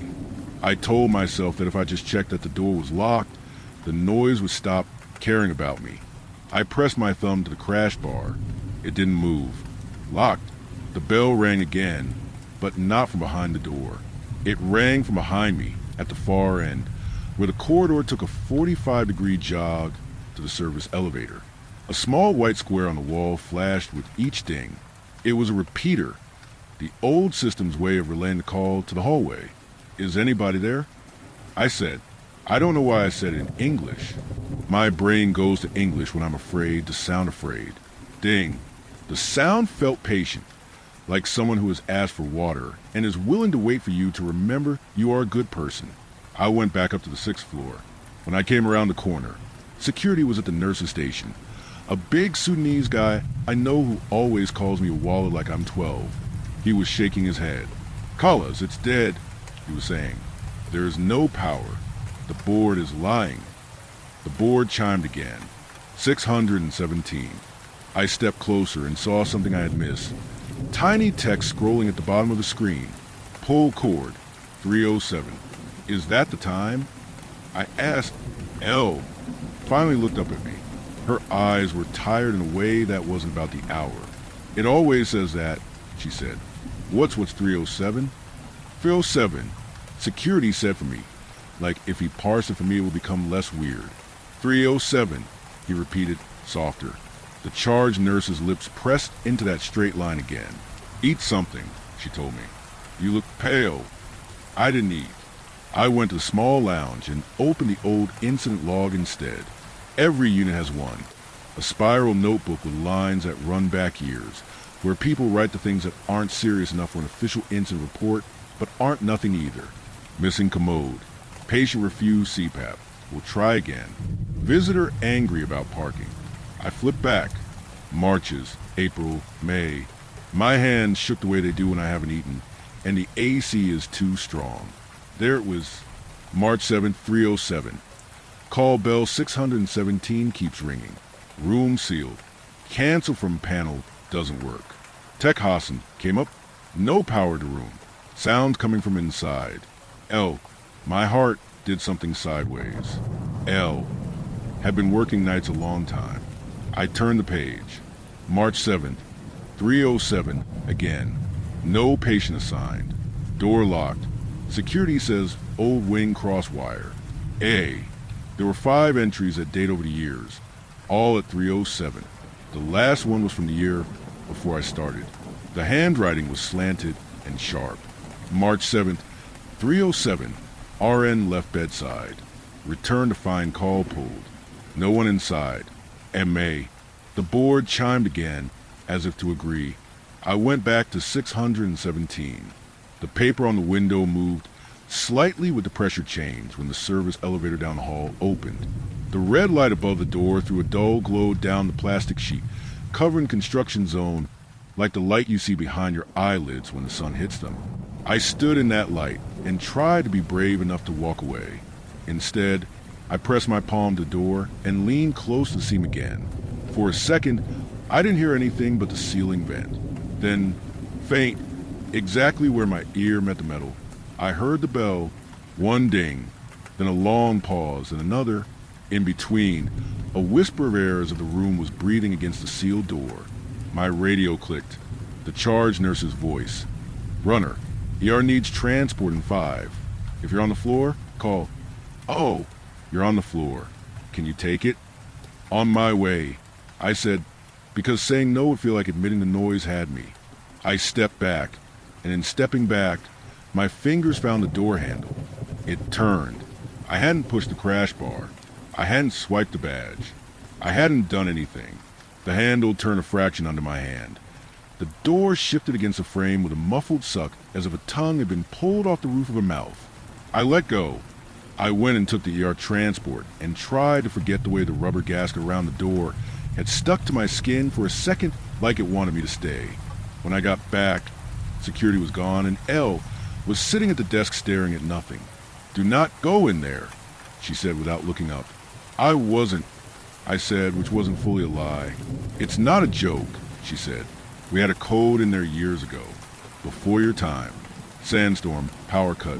Backup failed for 40 seconds. Patient on a vent. The nurse was alone in there pressing the call, pressing the call, pressing the call. The battery hit 307 and died. They said the call system was on a separate line, but we could hear it long after. I waited for her to tell me she was teasing. She didn't smile. She rubbed the bridge of her nose with her thumb and said, "Maintenance sealed the room when they rebuilt. They took the plate off the door. But the bell..." We both looked up. The board was quiet. The little square for 617 was dark. "Maybe it's finished," I said. "Until next time," Elle said, and there was nothing in her voice but exhaustion. I went on with my night. I carried things. I avoided that hallway. At 2:58, the board was calm. At 3:04, housekeeping brought out a mop bucket, and the smell of lemon cleaner filled the corridor like a joke about freshness. At 3:06, I was stacking 4 poles back in the closet. To give my hand something to count that wasn't seconds. At 3:07 exactly, my hospital-issued phone vibrated. Unknown internal extension. I answered. There was no voice. Only a soft bell. Ding. A pause long enough for someone to realize the cord had to be pulled harder. Ding. I hung up because my skin felt wrong where the phone touched my cheek. When I looked at the screen, the call history said the internal extension had come from B2 Old East. That's what the switch labels calls when the repeater bounces them from the old system. I should have gone home at 7. Slept like a person who has to pay rent. Instead, I told Elle I'd make one more round. I told myself if I made sure the door was locked, my brain would let go. The construction tape felt stickier under my fingers. The air felt cooler and moister at the same time, which means a vent nearby wasn't working right. The red light over 617 was off. The paper on the window was perfectly still. I pressed my hand to the handle. It turned again. This time I pushed. It moved half an inch. No more. The rubber locking the frame like a tongue to ice. Cold air slid through the gap, a thin ribbon along my wrist. It smelled like stale bleach and plastic. The smell of a room that has been cleaned and then sealed so the smell can't escape. I push again, and something on the inside pushed back, not forcefully, not with anger, but with the convincing way of a person leaning with their shoulder against the door, the way nurses do when they're talking to you but still guarding the patient. It wasn't strong. It was enough. I let the door swing close and took my hand away. The skin across my knuckles was white where the cold had kissed it. There were ridges on the back of my hand that matched the texture of the rubber gasket. I rubbed them until they were pink again. When I clocked out, the sun over the Gulf was doing that ugly pretty thing where the dust makes it orange and coin flat. I went home, showered, closed the blinds, lay down, closed my eyes, and saw the red light above the door bloom on inside my eyelids. I put on a podcast to drown it. I must have dozed. 10 minutes later, my phone buzzed. It was my personal phone this time, not the hospital handset. The notification wasn't a call. It was a Bluetooth pairing request. Call Unit 600 series wants to connect. I don't own anything by that name. The hospital does. The testing remotes, they look like white TV remotes with red button at one end and cancel at the other, are called 600 series. We hand them out when the wall pull cords break. I had used one 3 nights ago in 603 when an old man with new broken ribs was afraid to reach the wall cord. He kept the remote next to his hand like a talisman. Not funny, I said to the empty room, because the alternative was not talking. I hit deny. It popped up again a second later. Call Unit 600 series would like to pair. I turned off Bluetooth. I thought about throwing the phone. Then the other thing buzzed. I had thrown my bag on the chair by the door, like I always do. Something inside the bag hummed once in a long, quiet note. I stood very still and listened for it to happen again. I walked over the bag and unzipped it. There were my keys, my wallet, a granola bar I had stolen from the staff fridge, and then felt guilty about on the elevator. Under the bar, wrapped in the corner of my hoodie, was a white rectangle with rounded corners, the exact size and shape of a nurse call remote. It wasn't possible. I do not take hospital equipment home. Nobody does, because if you do, everyone knows. I lifted it, stupidly gentle, like it was a sleeping animal. It was heavier than I expected.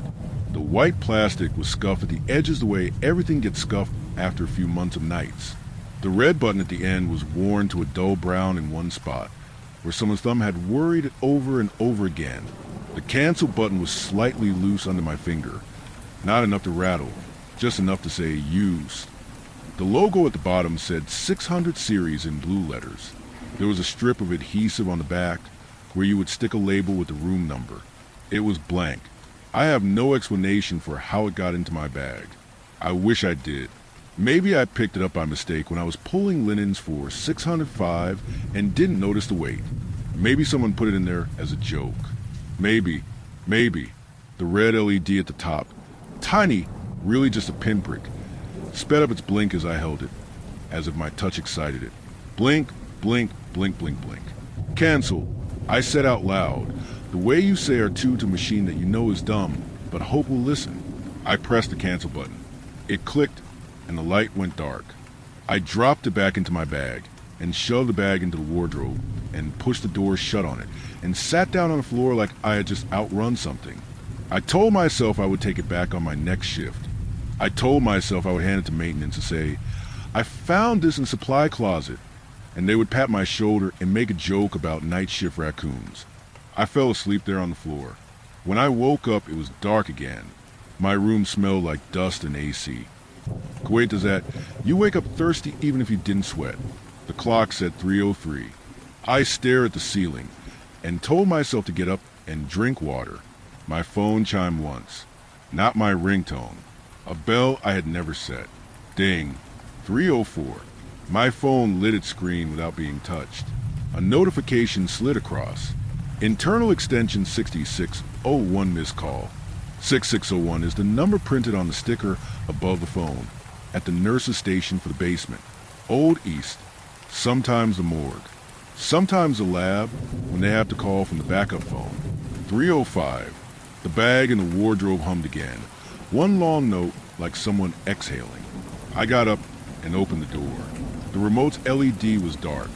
I reached in and touched it. It was cold in a way plastic doesn't usually get inside a hot apartment. 3:06. The LED began to blink. Slow at first, then faster. Blink, blink, blink. It felt like standing in front of door 617 with my hand on the handle, waiting for the push from the other side. 3:07. The LED went steady red. The remote dinged even though it had no speaker. It dinged inside my skull, the way you hear your own blood if you lie too long in a quiet room. I pressed cancel hard enough to hurt my thumb. The button went down.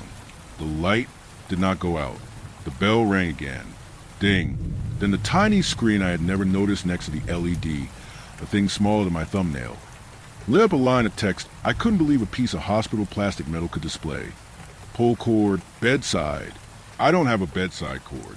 The remote vibrated in my hand, like a living thing. I dropped it without meaning to. It bounced once and slid under the edge of the bed. Something on the other side of the mattress gave a weak, answering tug, as if there were a cord there after all, pulled by a hand too cold to grip. I knelt and lifted the bed skirt, in a triangle of dust under my bed. The red LED glowed like an eye. The air under there was cooler. I put my hand in and felt the air move, not like the AC, but like a room breathing against a sealed door. I reached for the remote, and my fingers brushed rubber, not plastic, the same rubber gasket texture that had imprinted my knuckles. I pulled the remote out, and the rubber came with it. An inch of gray-black flap stretched in like gum. On the other end of the rubber, something pulled back, gentle but relentless, like someone leaning their shoulder against a door and refusing to be pushed out of a room where they had died at 3:07 on a night when the sand made the sunrise a copper coin. I let go. The rubber slid back under the bed. The LED blinked once like a wink. I am writing this from my kitchen counter because the bedroom is full. The wardrobe smells faintly of bleach and something that was cleaned too hard a long time ago. I called Elle, but she didn't answer. I called security, but I couldn't figure out how to explain what I needed them to secure. I called my mother and told her I was fine, and she recommended I pray, which I did, and the LED blinked on the last syllable as if to say amen.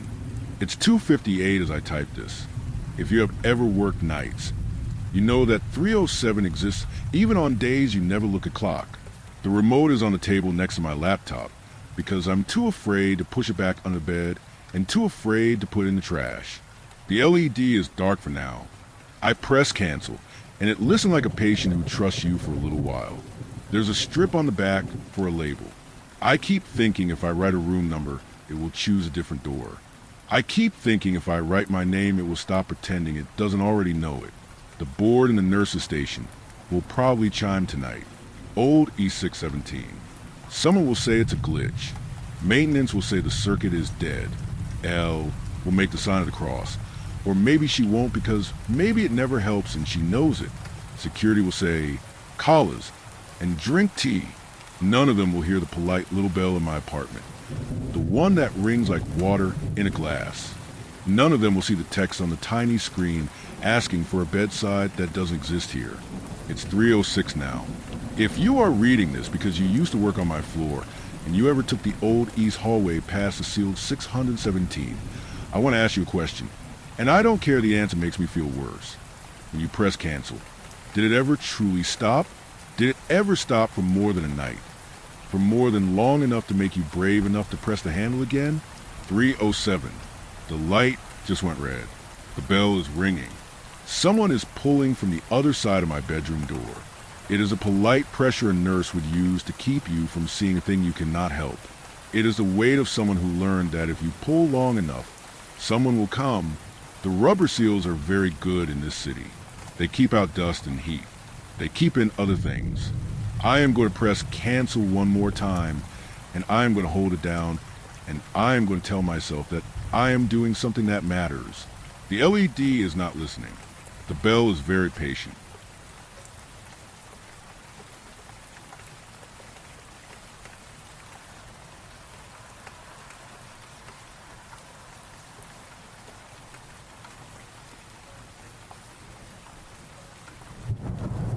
Story 9.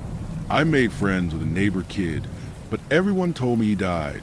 I have only ever told this story to very close friends of mine who I trust won't take me to Grippy Sock Jail, the psychiatric hospital, because even I have trouble accepting that this was an experience I had. I grew up going back and forth from my mom's house in Dayton, Ohio, to my dad's house in Waynesville, Ohio. Waynesville is, allegedly, the haunted capital of the Midwest, and considering the multiple supernatural experiences I had at both my dad and grandmother's houses, I feel confident that they are correct. My dad's house, which he shared with my uncle and baby cousin, was incredibly old, with dark wood paneling, ramshackle wooden floors that creaked with every step, old school door knobs with the keyhole locks, and dimmer switches in every room that they had put in sometime during the 90s. One day, when I was about 8 years old, my mother dropped me off at my dad's house for the weekend before she headed to work. I was a tomboy most of my childhood, so I practically lived outside in the dirt, and that day was no different. As was my routine, I dropped my backpack on the floor, ran upstairs to change out my school clothes, and went to the backyard. The only thing that sucked about going to my dad's was that we weren't very close and there were no other kids on my block, so most of the time I had to play by myself. My favorite backyard activity was making potions out of mud, water, and assorted weeds or rocks that I would find on the ground. While I was making my potion and humming to myself, I started to feel like I was being watched. When I looked up, there was a boy about my age standing on the other side of the fence. He was tan, with bright blue eyes and dirty blonde hair, dressed in shorts and a striped red and blue t-shirt. He didn't seem mean, but I can remember I was a little creeped out that he was just standing there, fingers laced to the chain link, watching me intently. My creeps dissipated after a few minutes, though, because they were replaced with excitement that I might be able to make a friend. I waved at him, and he gave a shy wave back. I got up from my spot in the dirt and walked over to the fence. "What's your name?" I asked excitedly. He took a few seconds before he replied with a very soft, "Robert, but I go by Robbie." I asked him if he just moved in, because I remembered seeing a U-Haul truck parked in front of the house next door the weekend before. "Yeah, I moved here with my mom," he said. My excitement grew. I would no longer have to spend my time at my dad's alone. "Do you want to come play over here?" I asked. "Sure," he replied meekly, cracking a small half smile. I met him at my gate, let him in, and we spent the rest of the day making potions and mud pies, catching bugs, talking about school, and making weird noises to make each other laugh. When the sun was setting behind the trees, my dad called for me to come in and wash up for dinner. I said goodbye to my new friend and went inside for the night. From then on, Robbie and I had a routine. Every weekend, I would get dropped off at Dad's house, and every day like clockwork, he would be standing at my back gate waiting for me to come let him in. He never went in my yard without me meeting him there, and I figured it was just because he was polite. We would play and talk and laugh for hours until inevitably my dad would call for me to come in for dinner. I began to notice some things about Robbie. He always seemed wet, which I assumed meant he had just been outside running around a lot and working up a sweat. I also never met his mom. She never called for him to come in to dinner like my dad did, and I never saw her face poking through the curtains to check on him the way my dad and uncle would do, although sometimes I would see her getting in her car to go somewhere. And although he was clearly having fun when we were together, he was always very quiet, even when he laughed, almost as if the loudest he could physically speak was a whisper. None of this ever bothered me enough to ask him about, though, because I was just glad I had a real friend, maybe even a best friend. We went on like this for months, well into the summer. It got to the point where every Friday I was impatiently counting down the hours until I got dropped off so I could go play with Robbie. Then, one Friday evening, I ran out to my backyard to find that Robbie was not standing at my back gate. I was confused, to say the least. I had gotten so used to seeing him standing there, waiting patiently for me to let him into the yard with his fingers twisted up in a chain link. After sitting and waiting on my steps for him for almost an hour, I decided I would go next door and get him. I walked up the front stairs of his house, opened the screen door, and knocked. After a couple of minutes with no answer, I knocked again. His mom's car was parked on the street, so I knew they had to be home. After several more minutes, I decided to knock one more time, as hard as I could. Maybe they couldn't hear me the first time. I finally heard the lock twist, and the door opened just a crack. Robbie's mom stood in the crack, poking her head just far enough through that I could see her face. Her hair disheveled, large purple circles set deep in nearly translucent skin. She peered down at me with confusion. She said nothing, just looked at me as if she were waiting for me to speak. "Hi," I said. "Hello, can I help you?" She said, still a confused expression on her face. I was wondering if Robbie could come out and play. "I haven't seen him today," I said excitedly. The confused expression on her face rearranged into that horror, followed by anger. She gripped the edge of the door till her knuckles turned white. "Get away from this house, and don't you ever come knocking on my door again." Her voice shook. She shut the door hard, and now my face was the one twisted in confusion. I walked back to my house, wondering why she was so mad. Maybe Robbie has gotten in trouble, and his mom was in a bad mood. The next morning, I heard a knock downstairs and ran to my window to see who it was. It was Robbie's mom. My dad answered the door, and I heard them talking intensely about something. 15 minutes later, I watched her walk back over to her house and heard my dad walking up the stairs toward my room. He came in and asked if he could talk to me. We sat on my bed, staring at him. I wondered why he seemed so disturbed. My dad was not a very nice man, and we had barely anything in common, but the way he was acting was somehow more awkward and uncomfortable than usual. "You know that lady that lives next door?" He asked me. "Yeah," I replied. "That's Robbie's mom." He pinched the bridge of his nose and took a deep breath. I started to worry. I'm not sure how to say this or how you know his name, but Robert passed away about 3 years ago. My stomach dropped. There was no way. I had played with Robbie every weekend for months. "What do you mean? We play all the time," I said with tears welling in my eyes. It wasn't like my dad to play practical jokes. That was my uncle's thing, and this was not a funny joke. Robbie was as real and as solid as I was, had a voice as real as my own.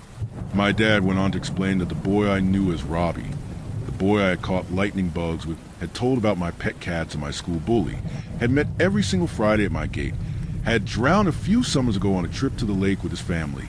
After he passed, his mom and dad were never the same and ultimately ended up divorcing. That was why she had moved next door.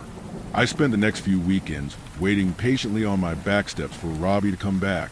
I couldn't accept what my dad told me.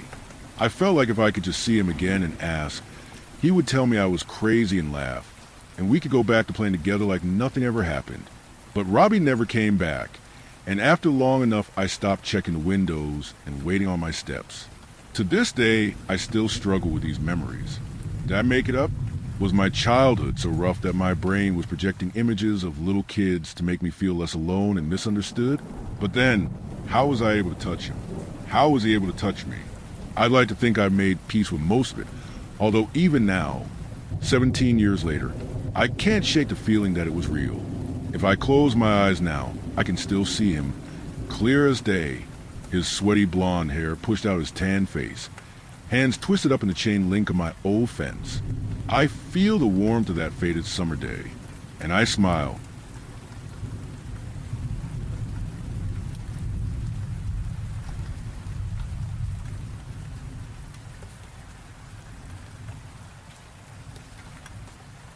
Story 10. My friend was attacked by a walrus while he was on vacation. The way he's changed, it scares me. I work for my best friend Mitch. This is about him, or about who he became. When I think of Mitch, I think of the man he used to be. That is not the man you'll be meeting in this recollection of him. Mitch went on vacation in Alaska after his divorce. While he was there, after he'd already had the chance to see the northern lights, watch humpback whales from a fishing boat, and gone on a flight-seeing tour over the glaciers and fjords, he was attacked by a walrus. What's even crazier is that it happened inside his hotel. Because do you know how many walruses have attacked people inside of hotels? Neither do I. And I think the reason for that is that there is no such number, because it has never happened.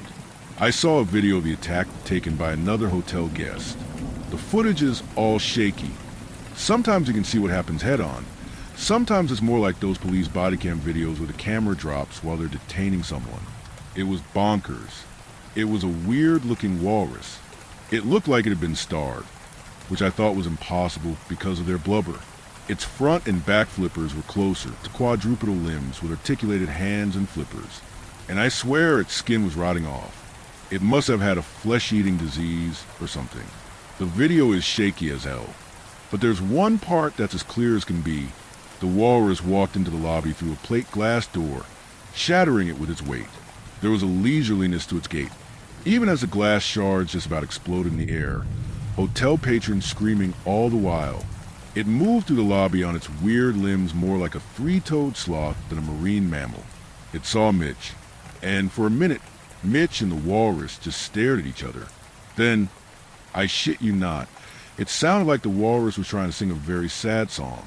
Mitch listened to the song, with his eyes closed, swaying to the music. His dance was mechanical, like a wind-up toy, the movement of a man under hypnosis. Mitch then turned his back to face the walrus. It looked like a courtship ceremony between radiation-addled creatures who'd survived a nuclear meltdown, like a Chernobyl wedding between two wild dogs.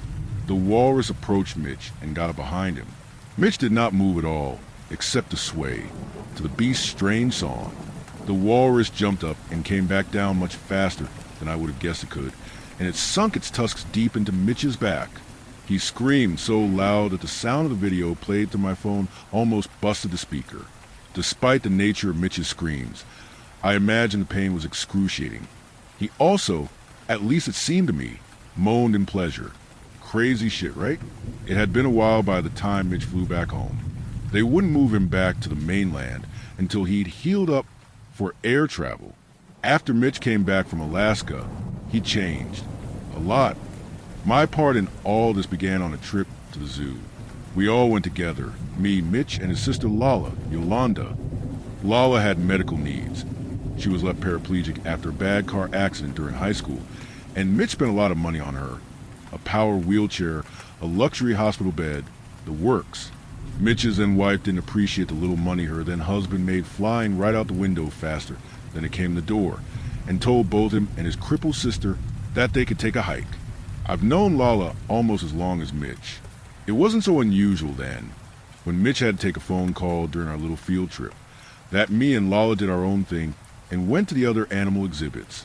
Also, we were having sex, not while we were in the zoo, of course.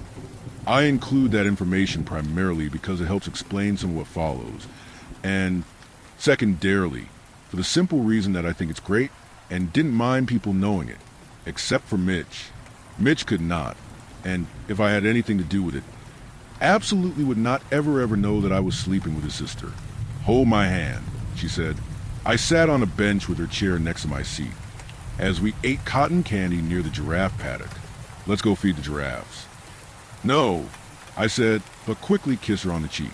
I liked Lala a lot. No to which? Holding my hand, or feeding the giraffes. Yes to the giraffes. We can't do PDA within 5 square miles of Mitch while he's conscious or about to be conscious. She picked off a piece of my cotton candy. You're gonna have to tell Mitchie eventually. Well, I don't know a Mitchie. I know a Mitch. And the Mitch I know would rip my intestines out of my asshole and use them to strangle me if he knew I was his sister's boyfriend. I'm your girlfriend? She smiled. You know, if you want to be, yeah. She seemed to think about this for a few seconds. And you're sure it's not that you just don't want to hold hands with a cripple in public? Lala, that's a very stupid thing for a very smart person to say. The only reason we're not holding hands is because if Mitch not Mitchie knew that I've been going around with you behind his back, he would punch me hard enough to turn my teeth into the leftover chalk they have to wipe out the ledges under grade school chalkboards. Lala laughed. You use very evocative imagery when you describe someone very badly injuring you. I looked at my hands. Shit, I'm all sticky. She handed me a wet wipe. Here, thanks. I wiped my hands, eyebrows cocked. Where were you keeping that? A lady never tells. Lala stuck out her tongue. Where do you want to go next? I said, baby seals, she said. Shit, yeah, I can get down with some baby seals. They seem pretty peaceful. Lala said as we watched the baby seals through the enclosure's aquarium glass. She looked up at me. Don't they? Yeah, they seem pretty chill. But they're so big up close. Even the babies. That must have been so scary for Mitch. Lala frowned and turned to watch the seals again. Well, no, these are seals. Still, she said, I think there was something wrong with the walrus that attacked Mitch. I looked in Lala's eyes. Like it was diseased or insane or something. Lala pointed up toward the top of the aquarium tank. Speaking of, she said, is a walrus supposed to be in the same tank as the baby seals? I followed to where Lala was pointing, and sure enough, a walrus had entered the tank with the seal pups. The enclosure was open air on the level above us. For the zoogoers who like to watch the seals lounge on the rocks between jumping in and out of the water, the sun shone from that level into the water, and you could see the animals very clearly. The walrus swam closer above the pups. It moved in tighter circles around the juvenile pod. If I didn't know any better, I'd say that the walrus was menacing them. What is it doing? Lala said, why is it doing that? She looked up at me. I'm sure it's fine. You know, I'm sure they know what they're doing. The animals or the zookeepers? Lala said. I didn't answer. I heard the murmur and rumble that precedes shouting, just as calm precedes a storm. I looked behind me and saw 2 zoo employees arguing, while one of them yelled into a walkie-talkie. Lala shrieked. I turned around again and saw her pointing into the tank. Mitch was naked and inside the water. Petey, what the hell is he doing? I couldn't answer. I shook my head in disbelief. We were all helpless to watch what unfolded next. Mitch swam way faster than I'd ever seen him, or any other human being, swim, orbiting over and under the seal pups. The walrus closed a horizontal perimeter. It circled around the baby seals at the same time. The baby seals made sudden dodges. They looked like they were trying to escape, only to be cut off by Mitch and the walrus. I squinted my eyes at Mitch as he swam. He was different. His arms and legs had lengthened. His feet and hands were flattened, which explained why he could swim so fast. The more frightening change, however, was that there were 2 huge, long, sharp teeth protruding downward from Mitch's upper jaw. Lala's voice was swollen with panic. Why is he in there? What is he doing? Petey, she said, tugging my shirt. Why is he doing that? I shook my head. The part of my brain controlling speech was overridden by my stupefaction. With great effort, I managed to shallowly say, I don't know. Mitch suddenly dived for one of the seal pups, scaring it back into the center of the orbit it was trying to escape. Everyone looking through the aquarium glass gasped. Children giggled, not understanding what might be happening. They whined when parents with good instincts pulled them away. Mitch, stop. Lala almost whispered to nobody or to herself. Stop, stop. Soon she'd be screaming. Then it happened. Mitch and the walrus dove for the same seal pup. The others scattered, leaving the weak one behind. Mitch sunk his two huge teeth into the seal pup's face and came away with a seal pup I skewered on one long tooth. The walrus got a hold of the pup's hind flippers at the same time and ripped one off. The seal pup was rudderless, started flailing. The baby seal made terrible sounds. It yowled and cried, injured and unable to flee. When Mitch and the walrus attacked again, it began shrieking. Lala was screaming, but I was outside my own body as I watched it all happen. Blood clouded over the tank. Pretty soon, there was only the sound of the seal pup screaming as Mitch and the walrus shredded it to pieces. Its wailing came from inside a fog of blood. Then, finally, there was no sound. And that might have been the worst moment of all. Mitch disappeared before the workers at the zoo or the cops could catch him.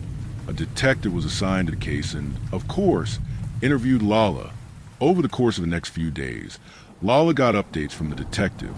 Detective Shoemaker reminded me of my high school English teacher more than a gumshoe. She wore a beaded neck cord for her glasses, which were John Lennon imitation frames. The detective's working theory, she shared with me and Lala, was that they hadn't caught Mitch because he fled into the river. They could patrol and send the odd scuba diver, but were otherwise hamstrung. We'll have to wait until he reaches dry land, she said, which fit the circumstance but seemed like a funny thing to say. A temporary police patrol posted up outside Lala's house. Lala was edging in towards psychological collapse. She took a leave of absence from the school where she taught. I stayed with her while she tried to pick up the pieces. I didn't plan to find happiness hiding in tragedy, but I liked being close to Lala. I liked sleeping in the same house. She relied on me. I appreciated that it brought us much closer, that much quicker. Does that make me a sicko? I don't know, and I'm not sure I care. About a month went by. They pulled the police patrol from Lala's house. The detective apologized even though it wasn't her decision. The police department was under pressure because the city had a budget shortfall. Lala pulled herself back together pretty quick. She went back to work. When she seemed ready, I said she could give me the boot if she wanted her space. She answered with firm. No, Lala started directing detours to my apartment, where she instructed what I should bring over to her place.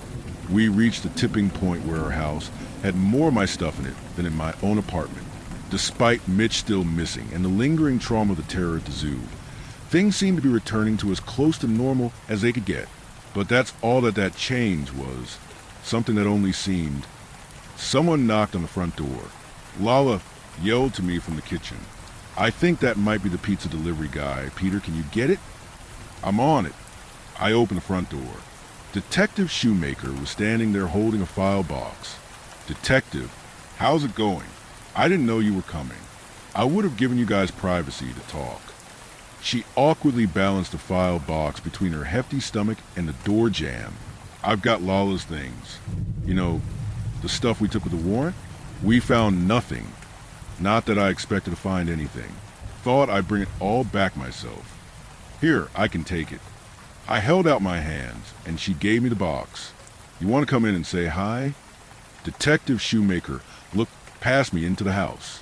Well, I don't want to bother Yolanda. I don't really have any updates. Come in, Lala said behind me. She'd heard the detective's voice. Okay, Shoemaker said.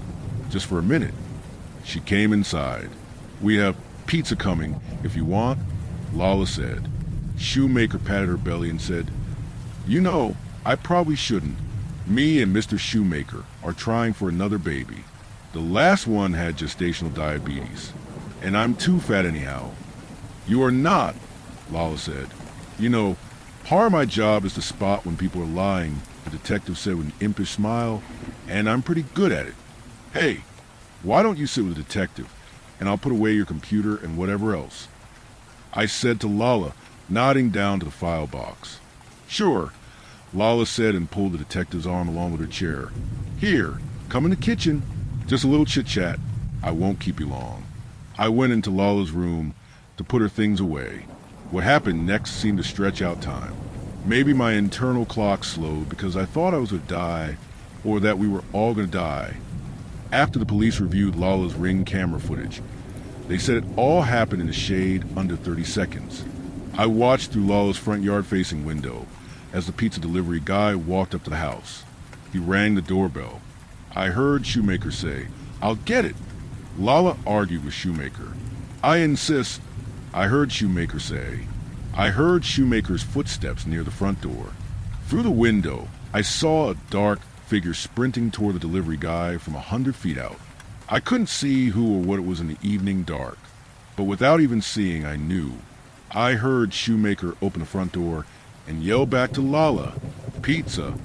I ran out of the bedroom toward the front of the house. I came behind Shoemaker. She faced the pizza delivery guy. The front door was open. I saw Mitch. He was naked and booking it, flying headlong toward Lala's front door. My feet were frozen. I watched, helpless, paralyzed inside myself. Mitch sunk his tusks into the delivery guy's neck. Detective Shoemaker reached for her gun. Mitch pulled his tusks backward and came away with a meaty chunk of the delivery guy's neck. A neighbor screamed. Lala's power chair moved somewhere behind us. Mitch was a true monster now. He was almost 2 feet taller than he used to be. His tusks looked elephantine on his still somewhat human head. His hands and feet were massive shovels with fingers. He was fast. Mitch was so fast. The detective fired. A bullet punctured Mitch's cheek. A spray of red mist and meat exploded into the air. Mitch roared low. Terrible, a nightmare creature sound. Neighbors screamed outside, more of them now. The delivery guy hit the ground. Blood squirted from the crater in his neck. Lala screamed behind me. Shoemaker fired 2 more times. Mitch hit the detective's hand hard enough to break bones. The sound went snap. It was loud. Lala screamed. Shoemaker screamed. The neighbors screamed. I didn't scream. I watched. I only watched. Detective Shoemaker turned to dive for her gun. Mitch hit her.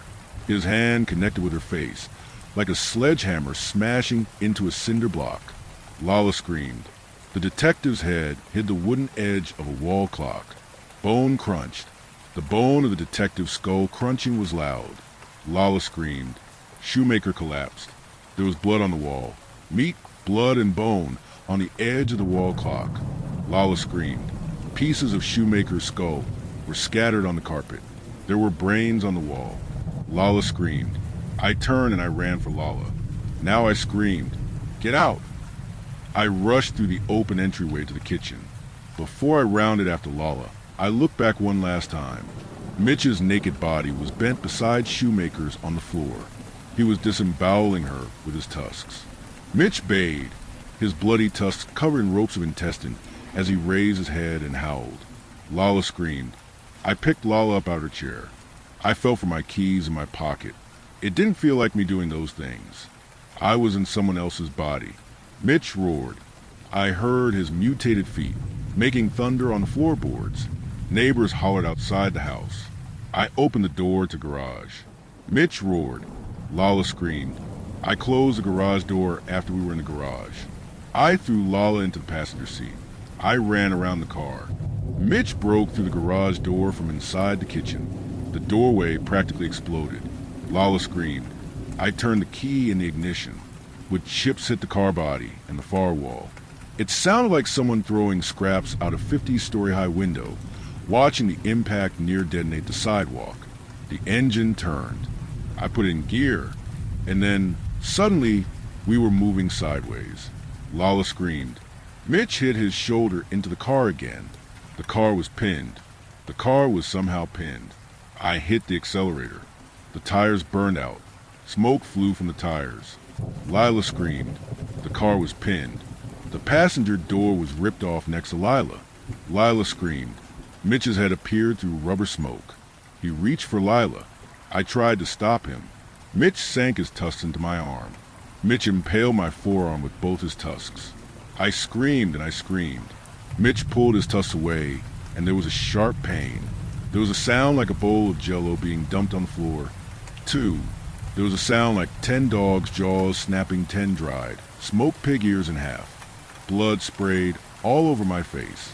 Lala screamed. Blood sprayed all over Lala's face, all over Mitch's face. Mitch reached and pulled Lala out of the car. Lala screamed.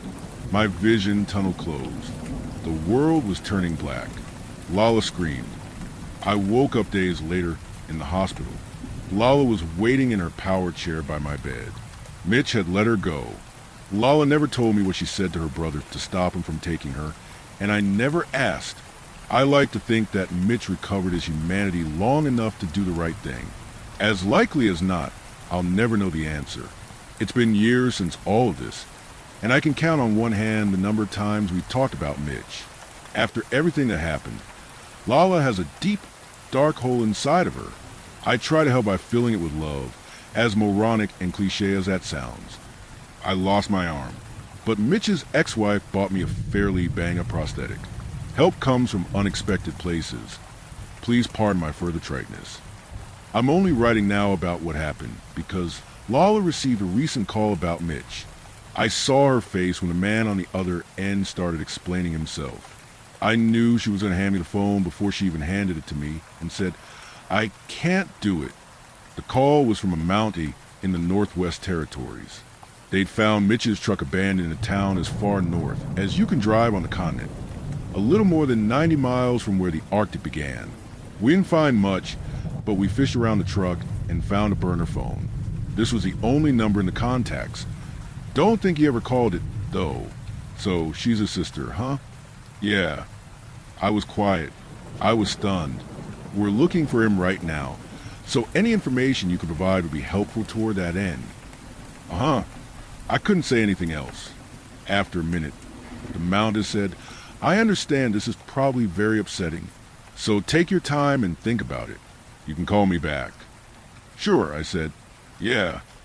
Well, I'll let you go. Like I said, call me back when you can. Any help is appreciated. This being a sort of strange case and all. I'll tell you," the Mountie said and nervously chuckled. "I'm sort of gobsmacked by it. There was a huge bucket of clam shells in passenger seat, all of the meat eaten out of them, and we found something written down on a Hallmark card inside an envelope, postage already on it. I asked him if it was Lala's name and address on the envelope. "Yes, sir. That's the name and that's the address," the Mountie said. We looked at the card. There was nothing on it except a few lines from a poem. "A poem?" I said. "Yes, sir, a poem by Lewis Carroll. You know, fella that wrote the Alice in Wonderland stories." "What poem?" I said. "What did it say?" "The time has come," the walrus said, "to talk of many things. Of shoes and ships and sealing wax. Of cabbages and kings. And why the sea is boiling hot. And whether pigs have wings." Lewis Carroll. The Walrus and the Carpenter.